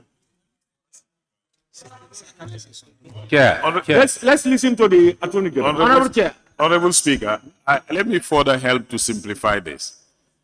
Just ask yourself, you are sitting here on behalf of society. There are certain conducts that we are saying we don't want our public officers to behave that way. If you behave that way, we will sanction you. What is the conduct here in this particular clause? We don't want our public officers to demand for anything other than their lawful pay when they are delivering their service. That is the conduct we are prohibiting. That any public officer that makes the demand of anything in exchange for your official duty, this conduct is punishable. So don't focus on somebody who is demanding for 500,000 or somebody demanding for 1 billion. It's not very material here. It is the conduct of a public officer making a demand for his official service. That's what you want to punish. If you want to focus on, okay, somebody may demand 5,000, but somebody may be demanding 1 million. How do we punish them separately? You will spend the whole day here. The conduct you are punishing is we don't want them to make demands for their job. Let them not do it. If you do it, let's just agree on a reasonable punishment for that conduct and forget about the quantum of demand that they're going to make. And I gave an example of theft. We as society agreed that theft is wrong. Anybody who steals, we should punish you. So we created an offense in the criminal code called theft. But when we defined that theft, we said if you take property that doesn't belong to you with the intention of denying the person permanently of the use of it, I mean, the legal way. But that's what we are punishing. We don't care whether what you stole is valued at $1 million or $100 or $5,000. We are punishing you for taking what don't belong to you and belongs to somebody. So in this case also, I think that's the only way you can simply, otherwise you'll spend the whole day here. I think that's very explicit. Honorable members, this is very clear. If you want another law, you can bring another law to punish those types. I don't have my... And what we want to do also is, usually when you have comments on the various clauses, you have your proposals, you send in your proposals, and based on that, we will be able to call you to include it. In the absence of not receiving proposals, it will mean we are going to continue. Huh? Let's try to regularize that. Pardon? Okay? So we have, it is proposed that clause 21. Corrupt demand by persons. Corrupt demand by persons. Corrupt demand by persons stand part of the bill as amended. Those in favor, please say aye. Not in favor, please say no. The ayes have it. Clause 22, cancelling offences relating to corruption. It is proposed that clause 22, cancelling offences relating to corruption, stand part of the bill. People have comments? Those in favor, please say aye. Those not in favor, please say no. The ayes have it. Clause 23, conflict of interest. It is proposed that clause 23, conflict of interest, stand part of the bill. Those in favor, please say aye. Those not in favor, say no. The ayes have it. Yeah? Yeah. Before you put the question, it's when you let them say whatever. But once you put the question, it means you have taken a decision. Yes, that's what I have told them. Before I put the question, when you announce the district, before I put the question, you can interrupt. Honorable members, when the table office or the clerk reads the clause, before I come in, you have anything on that, just call our attention. If you don't call our attention until I put the question, it becomes difficult, huh? So we are now on 24, am I right? So you should read 24 now. Clause 24, fraudulent receipt of property. Honorable, you have something? Yeah, the committee has an issue with the fines. The initial one is commission offense that is under 24. Where is the fine? Fine, It's a fine of $100,000. a fine of 100,000. 100,000 or imprisonment for 3 years or both. So the recommendation of the committee is a fine of not less than $500,000 and not exceeding $2 million, or imprisonment for not less than 5 years and not exceeding 7 years or to both. That becomes very complicated. So that is the committee then, but as I said, yeah, the one that we adopted here, a fine not exceeding 1 million or imprisonment not exceeding 5 years or both. We can take that. We want to come in to say this or that, upper and lower limits, is a little bit. If we feel let's give the upper limits, or we give, if it is a serious one, we give the lower limits, and the discretion is to the judge or the magistrate. We cannot avoid that. If you want to do that, you can go and be a judge yourself, and you'll have that opportunity to do it. Yeah. So, what is your proposal for the amendment? That is a fine not exceeding 1 million. You said upper and lower, and I think no, that's not. Yeah. Huh? The final one is this: a fine not exceeding 1 million, not exceeding 1 million, or imprisonment not exceeding 5 years, or both. Chair.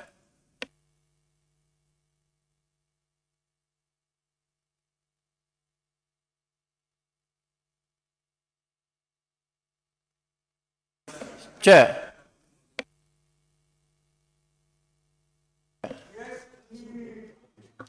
The proposal for amendment is a fine not more than 1 million and or imprisonment not exceeding 5 years, also both.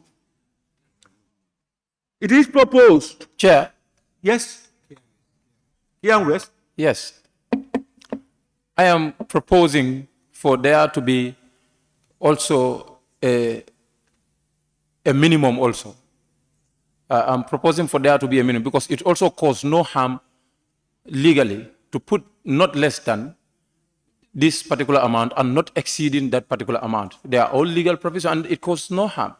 It depends on how we see it at different angles.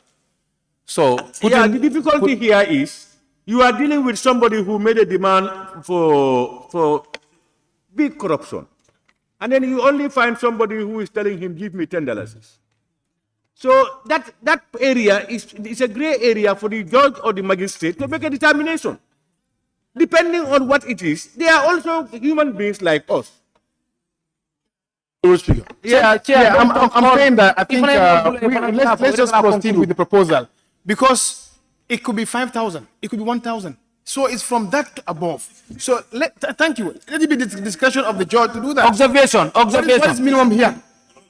Observation. Chair, I want to observe you, please. Kindly allow me. You want to observe me? Yes, kindly allow me. Me? Yes. No, I will not observe. You will not observe. No, please, you are the chair, that's why. No, you so I want somebody. I want to observe the proceeding, please. The proceeding, no, you I have a suggestion. Okay, yes. You are coming. Yes, what suggestion do you have? Honorable Chair, I want us to consider one thing, like, for example, if members want to contribute to a particular clause, allow us, you hear members first before you contributing. You intervene too much and it's not time consuming. No, what I'm saying, for us, because we have a lot of work to do, after hearing from us, you can also make your observation, then the minister come last. But if you want to interject everybody, you want to add Jimbo and Horam there, we move nowhere. You know, I'm not a speaker here. You have the same right, I have the same right. You know, so if you say something, I can interject. I'm not up there. I'm chairman of the committee. One, two, honorable member, I think we need to share experiences. We need to share experiences. I don't prevent people from talking, but in fact, that's why I will not have listened to you if you had not submitted your request. I will just put the question and go. So these are all there for us. The whole thing is to help each other because we all have one intention. But you see, laws where you have a maximum of and not more than this or not less than this, it's not the law of the day today. It's not. Honestly, I'm telling you. You are preempting something. Yes, honorable member for Lower Salem. Thank you, honorable Chair. I think members also should be very confine themselves on the standing order. If you have proposals, you write it down. If you don't have, let's continue because interjecting without no ideas, you understand? You just make things delay. If you don't have any proposals, then we continue. Honorable member for Kiang West, what we are trying to say, I see your logic. You want us to put an upper and a lower ceiling. Now, that will be the discussion because you don't preempt what type of crime is coming forward. So we give the upper ceiling so that you, the magistrate, cannot go above that. So depending on the severity of it, you have discussion between those time limits to go and to elect it.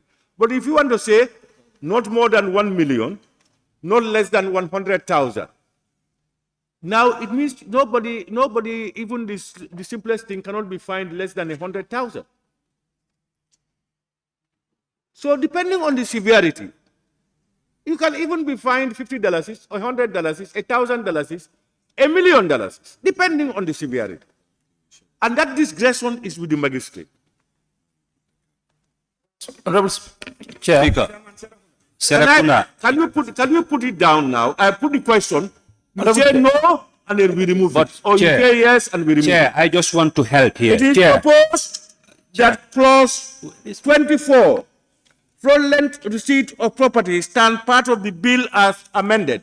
Those in favor, please say aye. Not in favor, please say no. The ayes have it. Good. No. Clause 25, deliberate frustration of investigation. It is proposed, yes. It is proposed that clause 25, deliberate frustration of investigation, stand part of the bill. Those in favor, please say aye. Those not in favor, please say no. The ayes have it. Clause 26, making false statements or returns. On that, we have issue with fines, and then we are maintaining the same format of the fine, that is, fine not exceeding 1 million or imprisonment not exceeding 5 years or both. Commits an offense and is liable on conviction to confiscation of the proceeds of the crime and a fine of not more than a fine not exceeding 1 million or imprisonment not exceeding 5 years or both. So you are amending it from 200,000, just like the previous one. Honorable member, it's just being amended just like the previous one. A fine not more than 1 million.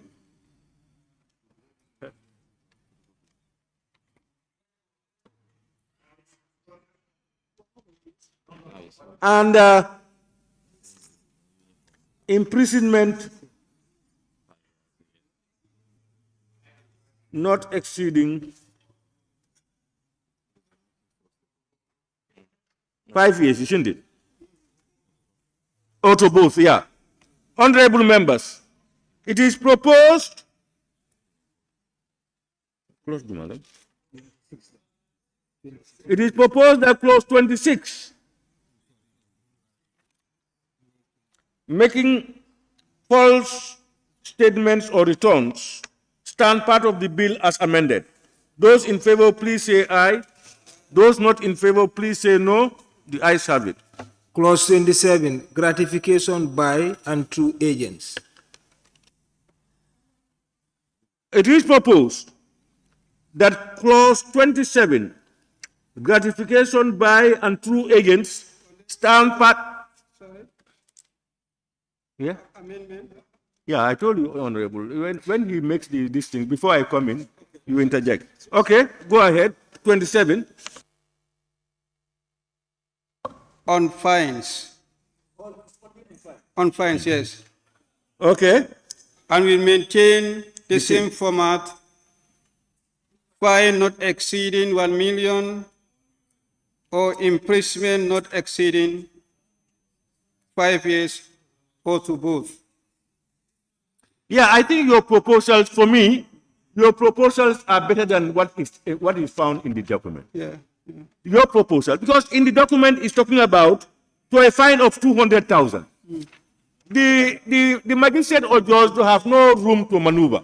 He has to give you a fine of 200,000 for whatever crime it is. This one is by far better. To a fine not exceeding 1 million or imprisonment not exceeding 5 years, also both. Am I right? Speaker, Chair. Yes. Chair West. Yes. What is unique about 1 million is coming consistently on all the acts. I don't know if they can explain that to us. Because the crimes are similar. The 1 million figure is coming. I think because the crimes are similar and the same these things, so they want to make it uniform. So even if they offer, where you talk of maximum of 5 years, the magistrate now has the chance to tell you 3 months, 1 year, 3 years. Looking at the issue, 5 years is where he can. That's the magistrate, the judge's limit, highest limit. He can play with these things. Chair. Yes, Latikunda. I just want to reinforce what you have said. I think magistrate can go more than 1 million. That's what I wanted to say, actually. Thank you. Hello, Speaker. The magistrate, the limit, we are giving the upper limit for the magistrate. He cannot also play above 1 million. He cannot. And Chair. Yes. In fact, I raised my tag the last time just to say that sometimes if a crime is committed and there are 2 or 3 different laws that can be used, normally the prosecutors, well, a sensible prosecutor will be able to determine. For example, if the loss is going to be really very huge, and if I use this particular law, then they will not, it's not going to be good. Then they may use economic crime, for example, where they think that the quantification and the gravity is more than what's going to be in the particular law. Because sometimes you may have 2 or 3 different laws that a prosecutor can use. So it depends on really what you want to get at the end of the day. Added value. Thank you very much. Also, Honorable, yes? Yes? Who? The Deputy Major is agreeing to the I proposal. thought somebody was calling. Honorable, it is proposed. Chair, we have been calling. Chair. Chair, we are looking at the punishment bit with the lens of crime and punishment. Is that? But we are not considering the Is that Fonyi Jarol? It's not Fonyi Jarol, it's Serakunda. Serakunda is talking. I don't know why he's talking. Fonyi Jarol, unless Yes. you are Fonyi Jarol. Yes. I think the problem we are having here, I think we are the ones who are making the law. But now we need to listen to the minister because he's here to advise us. And then all these laws is about deterring people of doing the offenses. But we are looking at the severity and comparing what if this amount, this amount. We're going to spend the whole time here without even finishing this bill. Honorable Member for Serekunda. Thank you very much, Honorable Chair. That's where I was heading. In order to fully understand the letter and spirit of this act or punishment, you have to look at it not with the lens of crime and punishment. You should also consider the deterring effect. That was my proposal. Because all the time you are saying, like when someone commits, not thinking of also these laws can also deter people from committing that act. No, but when you are considering the punishment bit, we should also consider the deterring effect as well. Thank you. Honorable members, it is proposed that clause 27, am I right? Yes. Clause 27 stand part of the bill as amended. Those in favor, please say aye. Not in favor, please say no. The ayes have it. Clause 28, bribery of a public officer, a foreign public official, or an official of public international organizations. Yes, go ahead. Yeah, the amendment is on fine. We maintain the same format, that is fine not exceeding 1 million, or imprisonment not exceeding 5 years, or to both.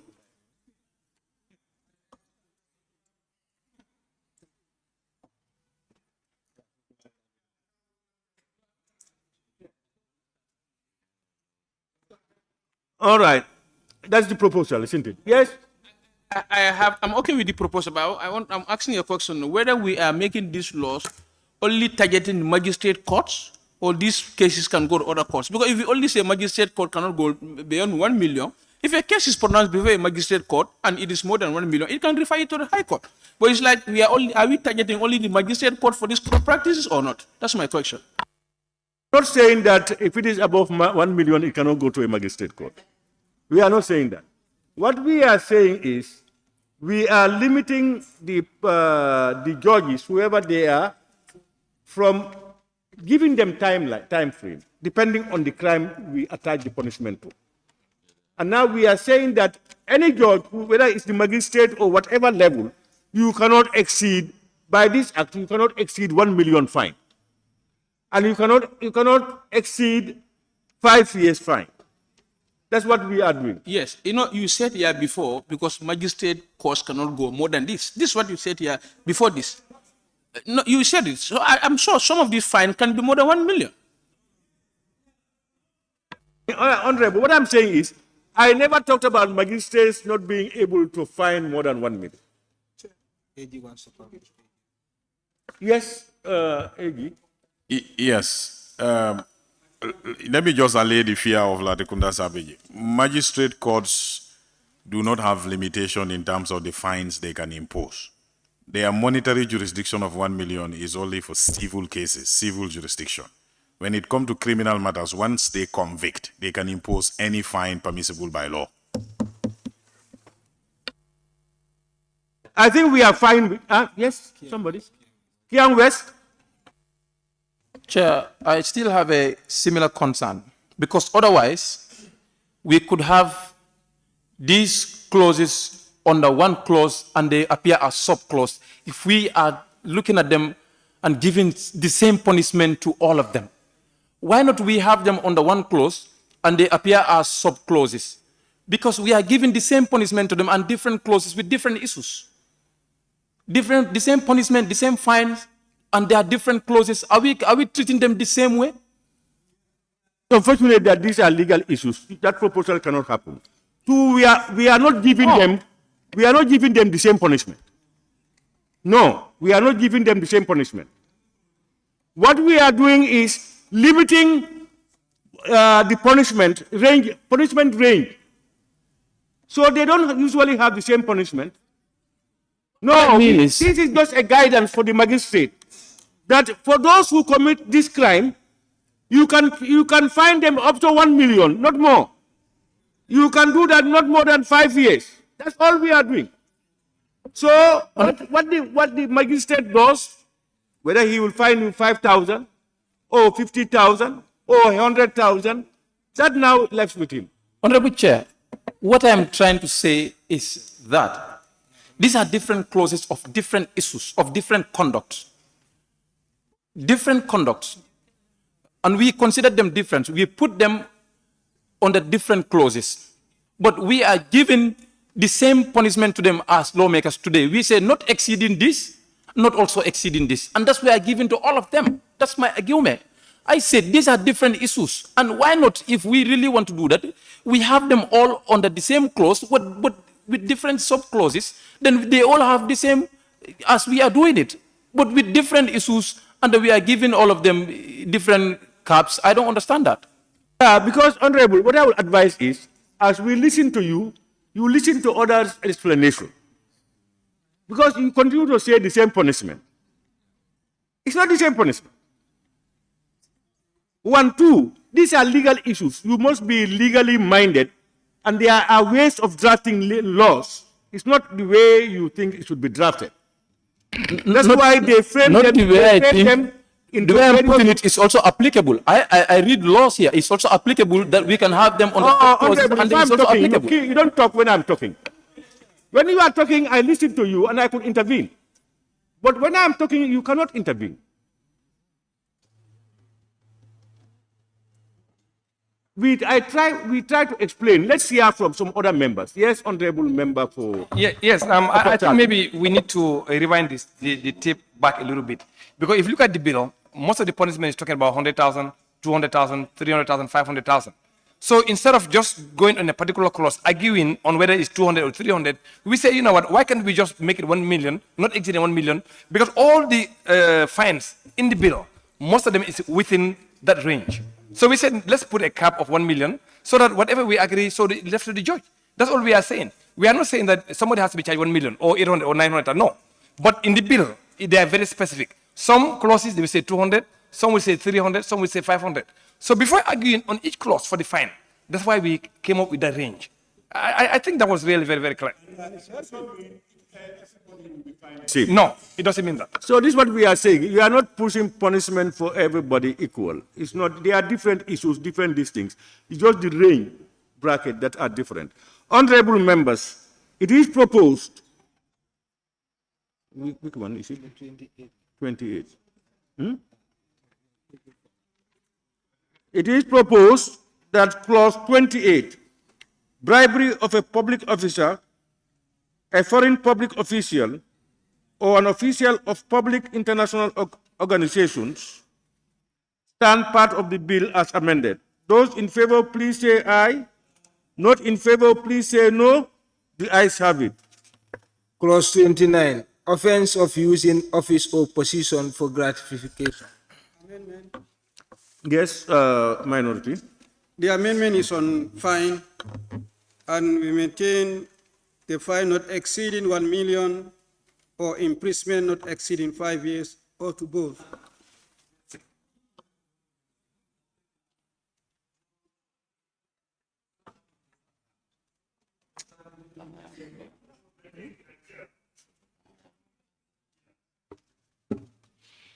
Yeah, your proposal is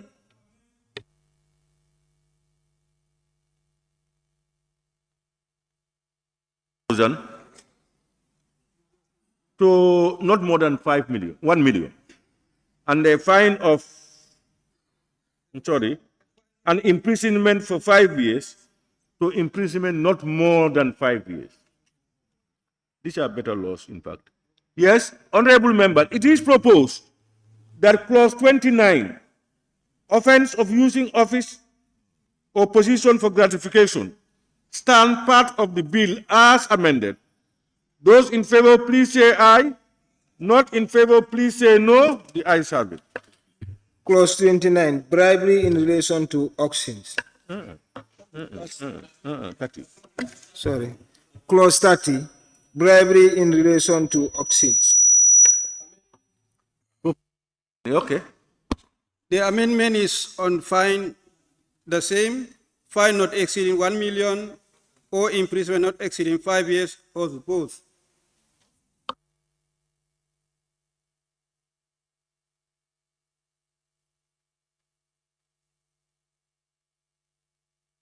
I have an observation that I want to share. I think hold it.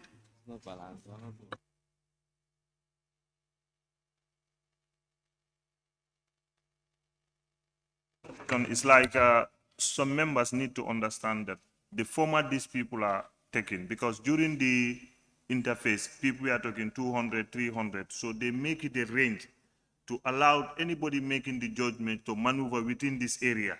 So it doesn't mean that everybody would be treated the same thing, just to avoid, because others will be talking 300, 500, like that. So as they come and they feel it fitting, that they give the discretion of whosoever is making the judgment to maneuver from this amount of money to this amount of money. So this is, I think, is excellent that if they understand in that way, that is the format that this is going.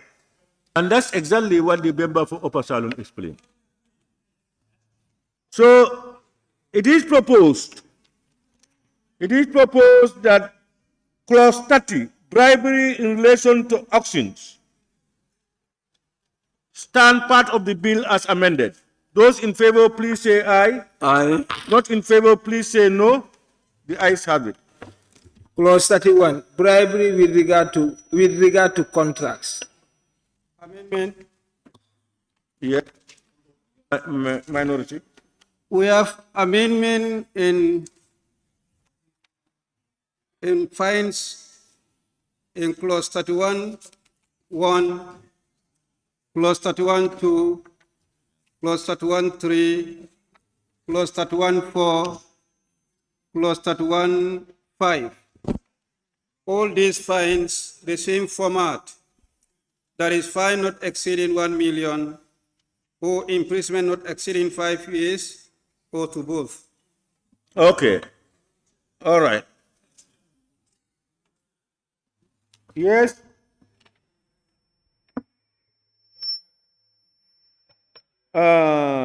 Wooly, just give me a minute.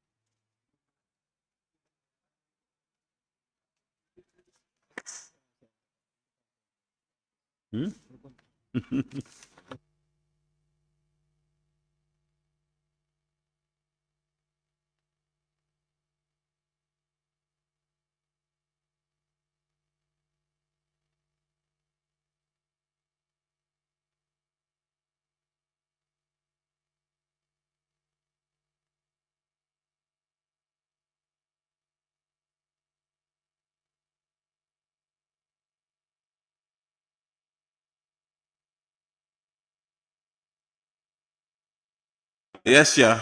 Full member for Woolly East. Yes, thank you. Yeah, for me, I'm of a different opinion in this one. In terms of the imprisonment, I believe that it should pass, not exceeding 7 years. I think I would go for that. Because all our projects are failing because of this bribery, corruption in contracts. So I believe we should augment that a little bit to 7 years, not exceeding 7 years. Honorable, I think we should try to make sure that we commensurate these things, because if this 1 million is 5 years, if you are talking about 7 million, will be 7 years will be more than 1 million. Yes, yeah. Should be more than 1 million. So it's a drain. I think it will cover all of them. 1 million is no small joke, and it can be confiscated. You can go to 1 million. You can pay 1 million at the same time go for 5 years imprisonment. All those things are possible. Is small. Because these are serious matters. All our contracts now is going to be confiscated, one. And then 2, you can be fined $1 million. And 3, you can go to mile 2 for 5 years. Hey. Yes, yeah. Mile 2 for 1 year alone is crazy. Yes, yeah. No, there will be, you will bring in another thing. When we are talking about 1 million, we are talking about 5 years. If you want to bring in 7 years, then we have to readjust a little bit.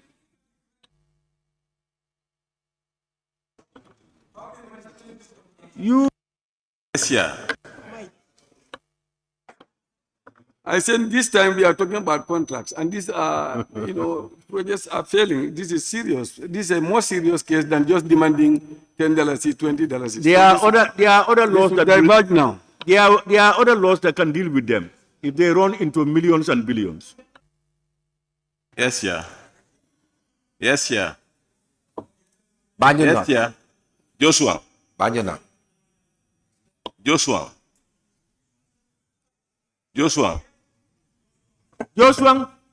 Yeah. I'm suggesting that we delete subcontract. We delete the word subcontract, because there cannot be anything like subcontract when there is no contract. And when there is a contract, you deal with the contractor and deal with the subcontractor.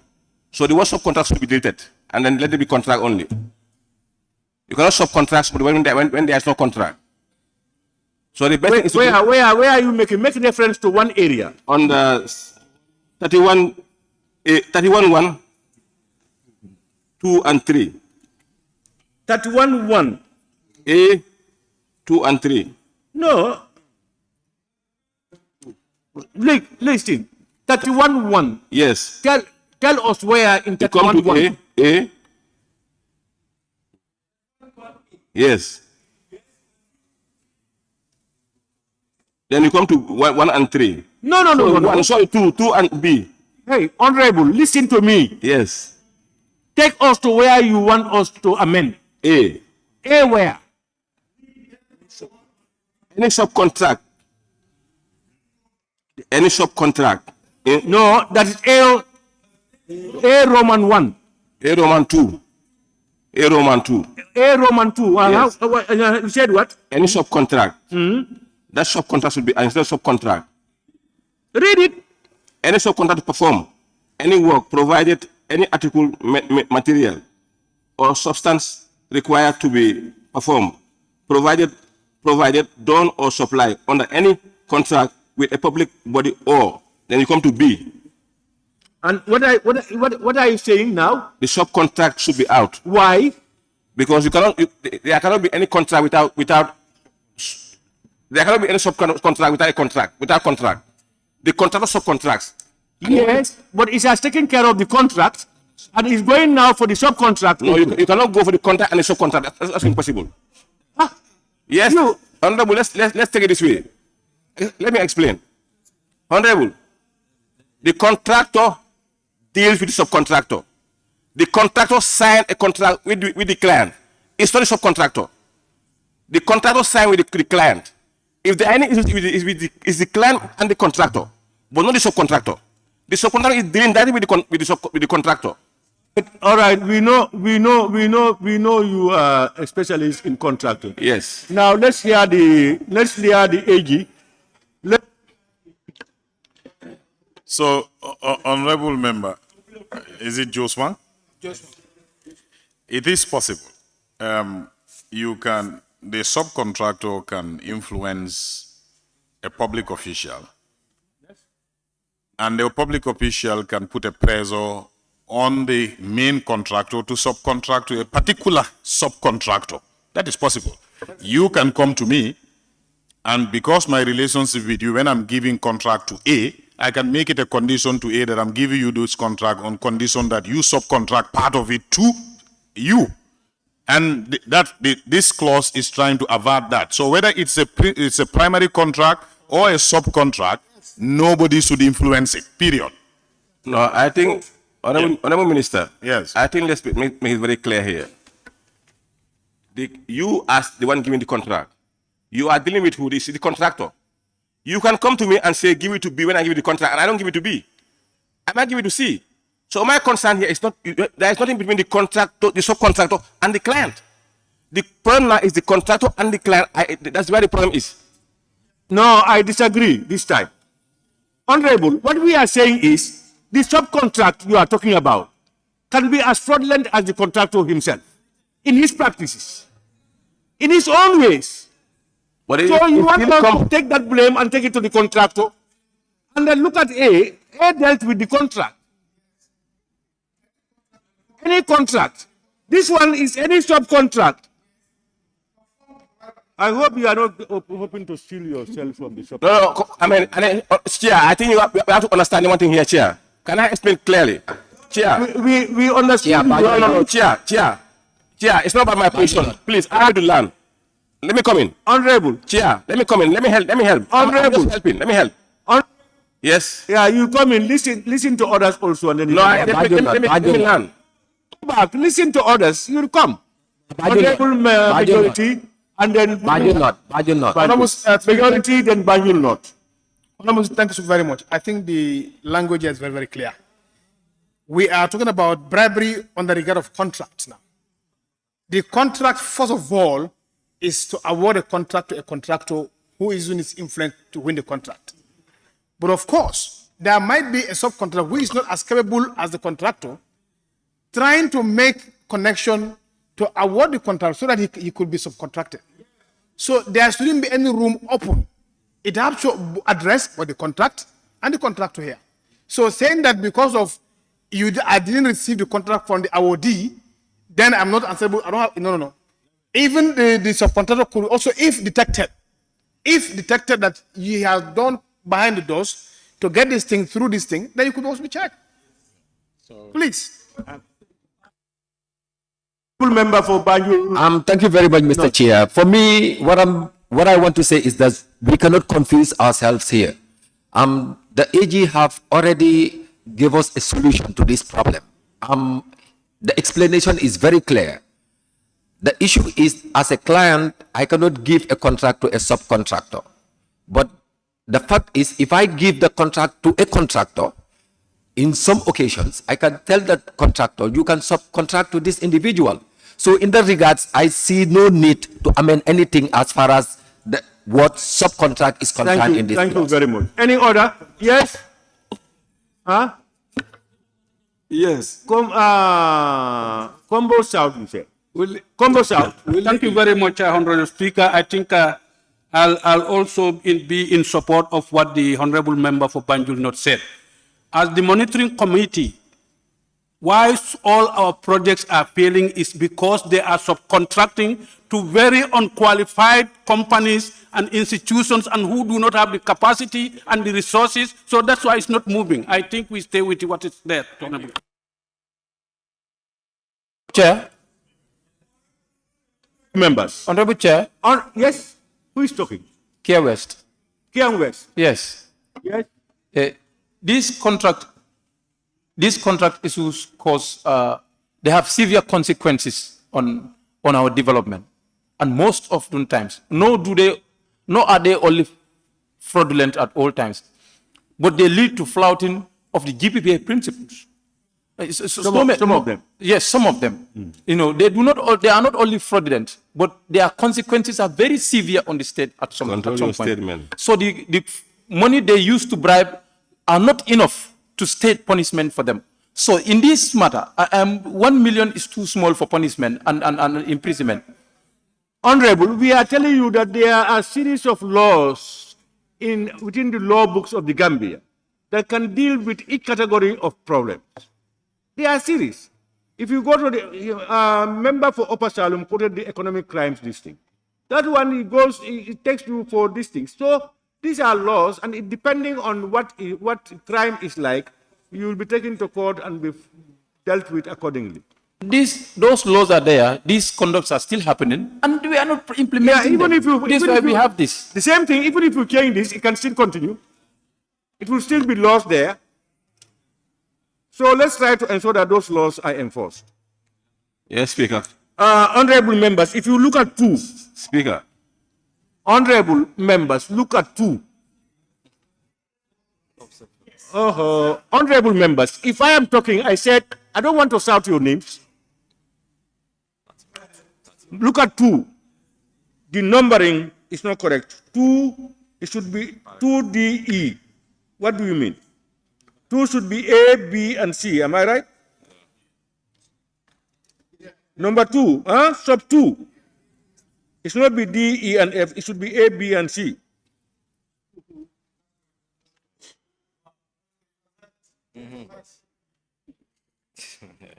I have very able people by my side.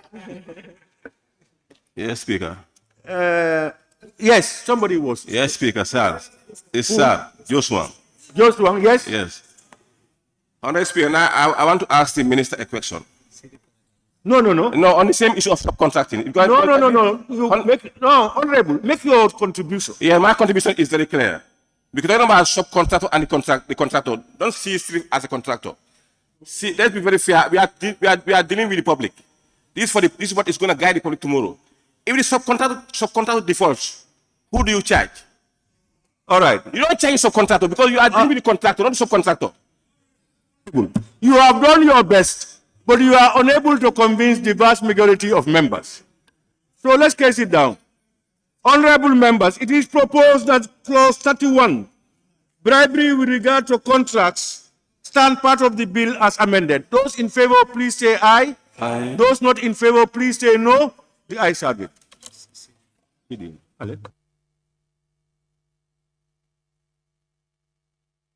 Chair, with due respect, is this not a convenient time that we have lunch? Yeah, it's a No, Maudo. Lunch and prayers.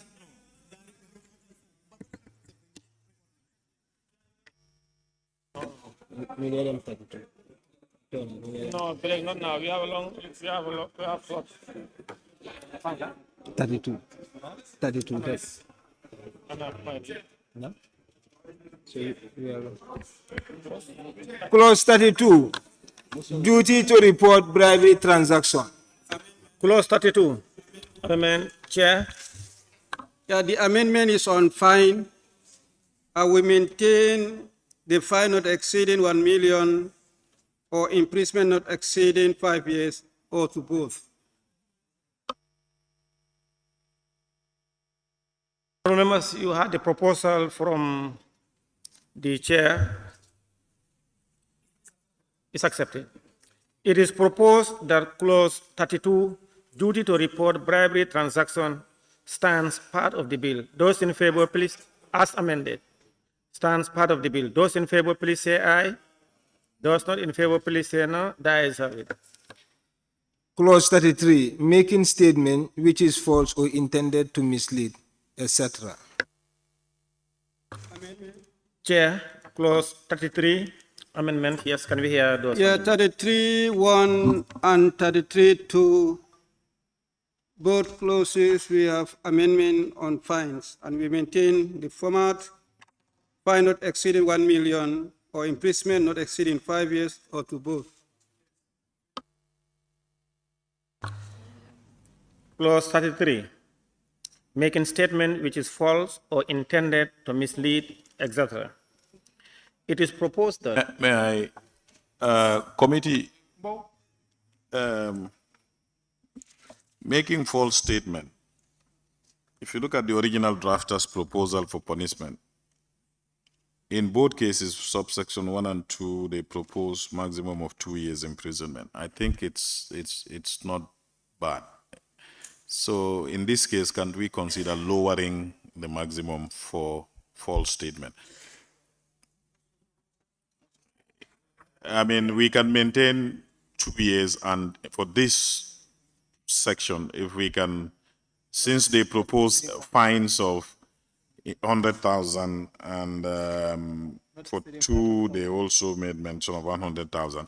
So we can maintain, say, not more than 200,000, and in terms of the fine, and not more than 2 years as is proposed for false statement, because it would be very easy to convict somebody for false statement. Yeah. 200,000 for the fines and not more than 2 years for the prison sentences. 5 years might be a bit on the high side. I agree. Yes, yes, yes.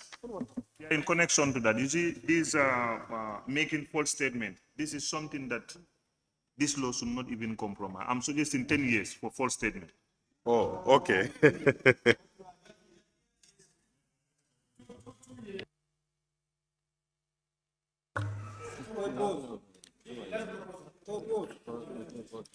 Honorable members, the proposal from the Attorney General is not more than $200,000 or to a fine of or to imprisonment not more than 2 years, or both. Is that general acceptable? All right. It is proposed that clause 33, making statement which is false or intended to mislead, stands part, as amended, stands part of the bill. Those in favor, please say aye. Those not in favor, please say no. The ayes have it. Clause 34, embezzlement, misappropriation, or other diversion of property by a public official.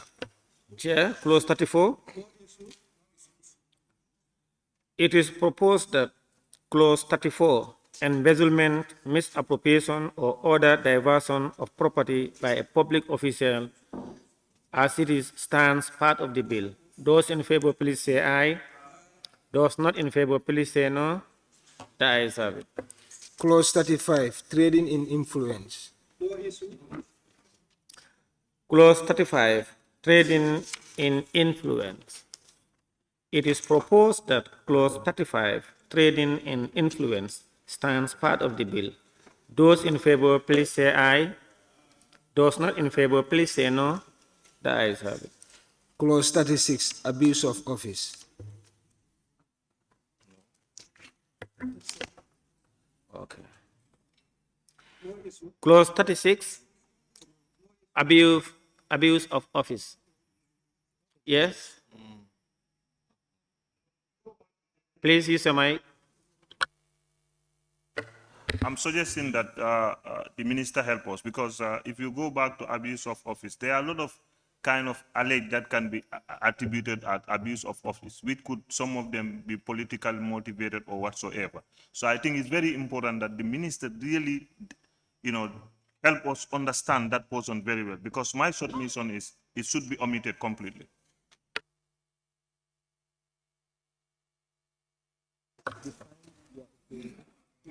Clause 36, the member for Lower Fuladu West is proposing for its deletion. Yes, member for Fonyi Bintang Karanai. So I want to understand, member for Lower Fuladu, you mean you want us to accept abuse of office deliberately, or? No, what he is saying, number 36 to be deleted. And number 36 is talking about abuse of office and the punishment that is subscribed to it. You understand? So I think it should be part of it. That is my stand. Oh, okay, yes, it's supporting. Yes. Member for Nyani, then Banjul. Honorable Speaker, I have the same opinion with that of Fonyi Bintang. Okay, for us to leave it as it is. Okay, thank you. Banjul Central. It's very clear. The same. The member for Kantor, the member for Lower Fuladu West. It seems you are alone in this. Okay, the Attorney General, can you elucidate more? For the purpose of explanation, I think he's seeking clarification. The abuse of office that is being talked about here, if it is done either by doing something or failing to do something in violation of law, but the intention here, if you do it purposefully, all right, to obtain an undue advantage. So it's not an ordinary abuse of office, but you abuse office intentionally or purposefully to obtain an undue advantage. That should be punishable. Yes. It is proposed that clause 36, abuse of office, stands part of the bill. Those in favor, please say aye. Those not in favor, please say no. The ayes have it. Clause 37, illicit enrichment. Clause 37, illicit enrichment, we have a proposal from the member for Kantora to delete clause 37. Yes, member for Upper Fuladu? Yes, thank you very much, Honorable Speaker.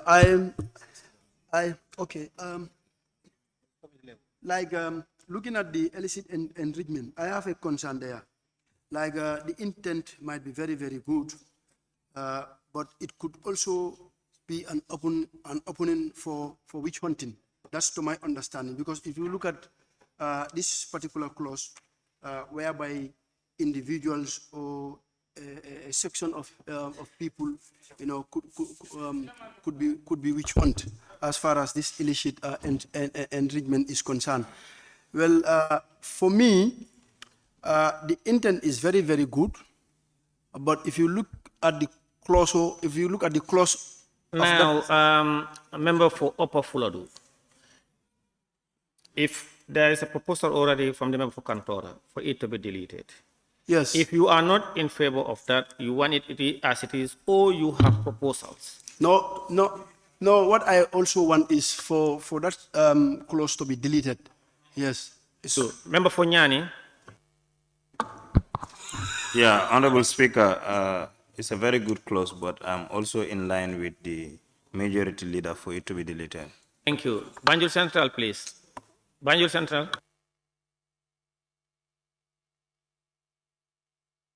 Yeah, I just have issues with some of the provisions, but to delete it in entirety, not very sure of that. Because, for example, the member of Sandu might have a very good harvest and make very good investments, and then his personal, I would say, then it kinds of, his wealth in some way gets to be a bit enhanced. So one wonders, how do you justify that as, enrichment? That's my problem. Yeah. Nyani? Oh, okay, yeah, I didn't think. Banjul Central, okay. Bakau?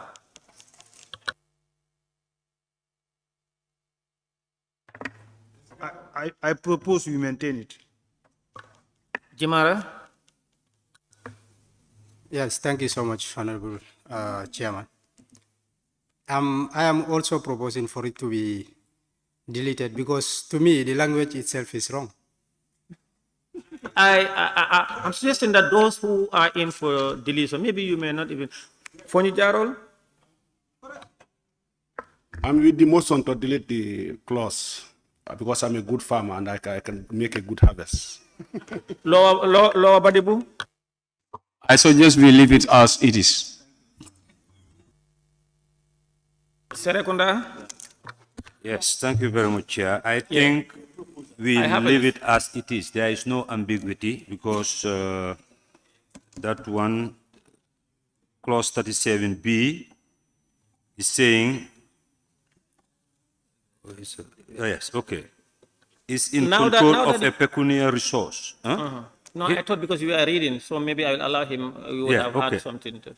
Unless he or she gives a satisfactory explanation as to how he or she was able to maintain such standard of living or how such pecuniary resource or property came under his or her control. So we leave it as it is. Thank you. Minority Leader, that's the last person I'm I giving. think there is no ambiguity in this during the training, this was well explained. Nowadays, illicit financial flows, illicit enrichment are issues that should be handled. And if we don't come by this law, that means we are going to encourage that. Unexplained wealth, you are free if you explain it. But if you cannot explain it, I mean, how can you go scot-free? That's why I am telling you. Something that you cannot explain,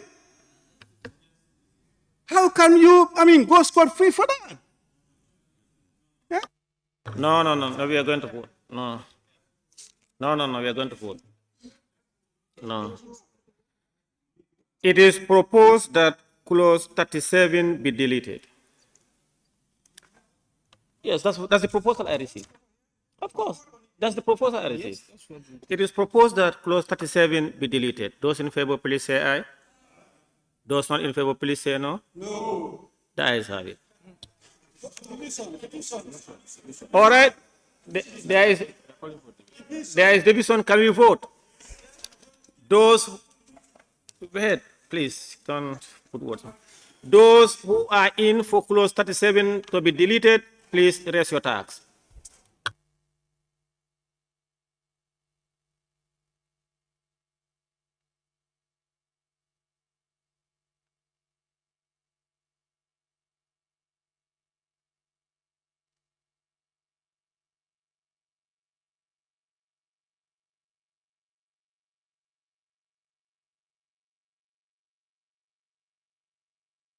Those not in favor, please raise your tags.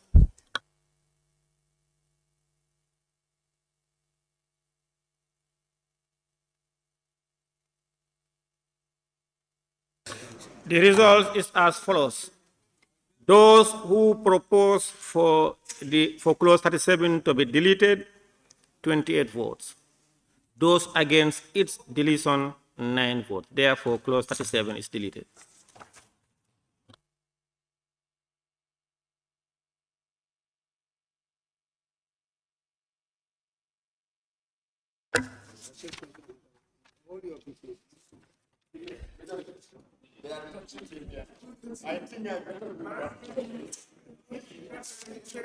Clause 38, bribery in the private sector. Clause 38, bribery in the private sector.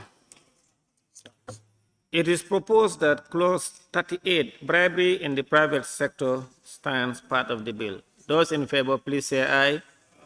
Those not in favor, please say no. The ayes have it. Clause 39, embezzlement of property in the private sector. Clause 39, embezzlement of property in the private sector.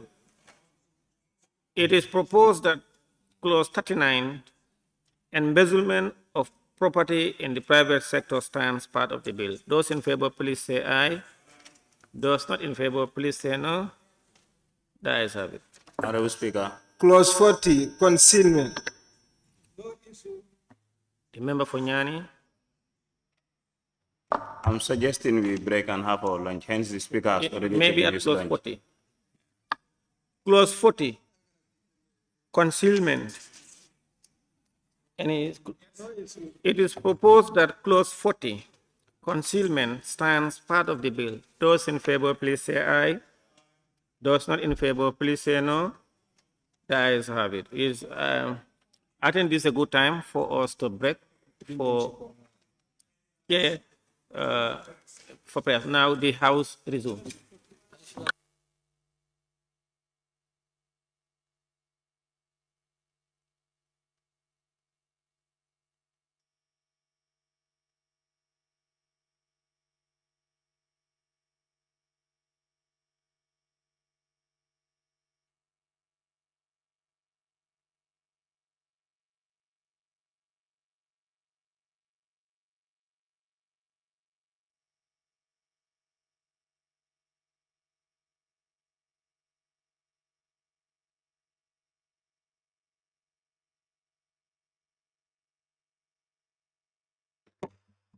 The Assembly resumes. Honorable members, it is now 15:45, it's a good time for us to break for lunch and prayer. And we are expected to resume by 16:45. The House is suspended.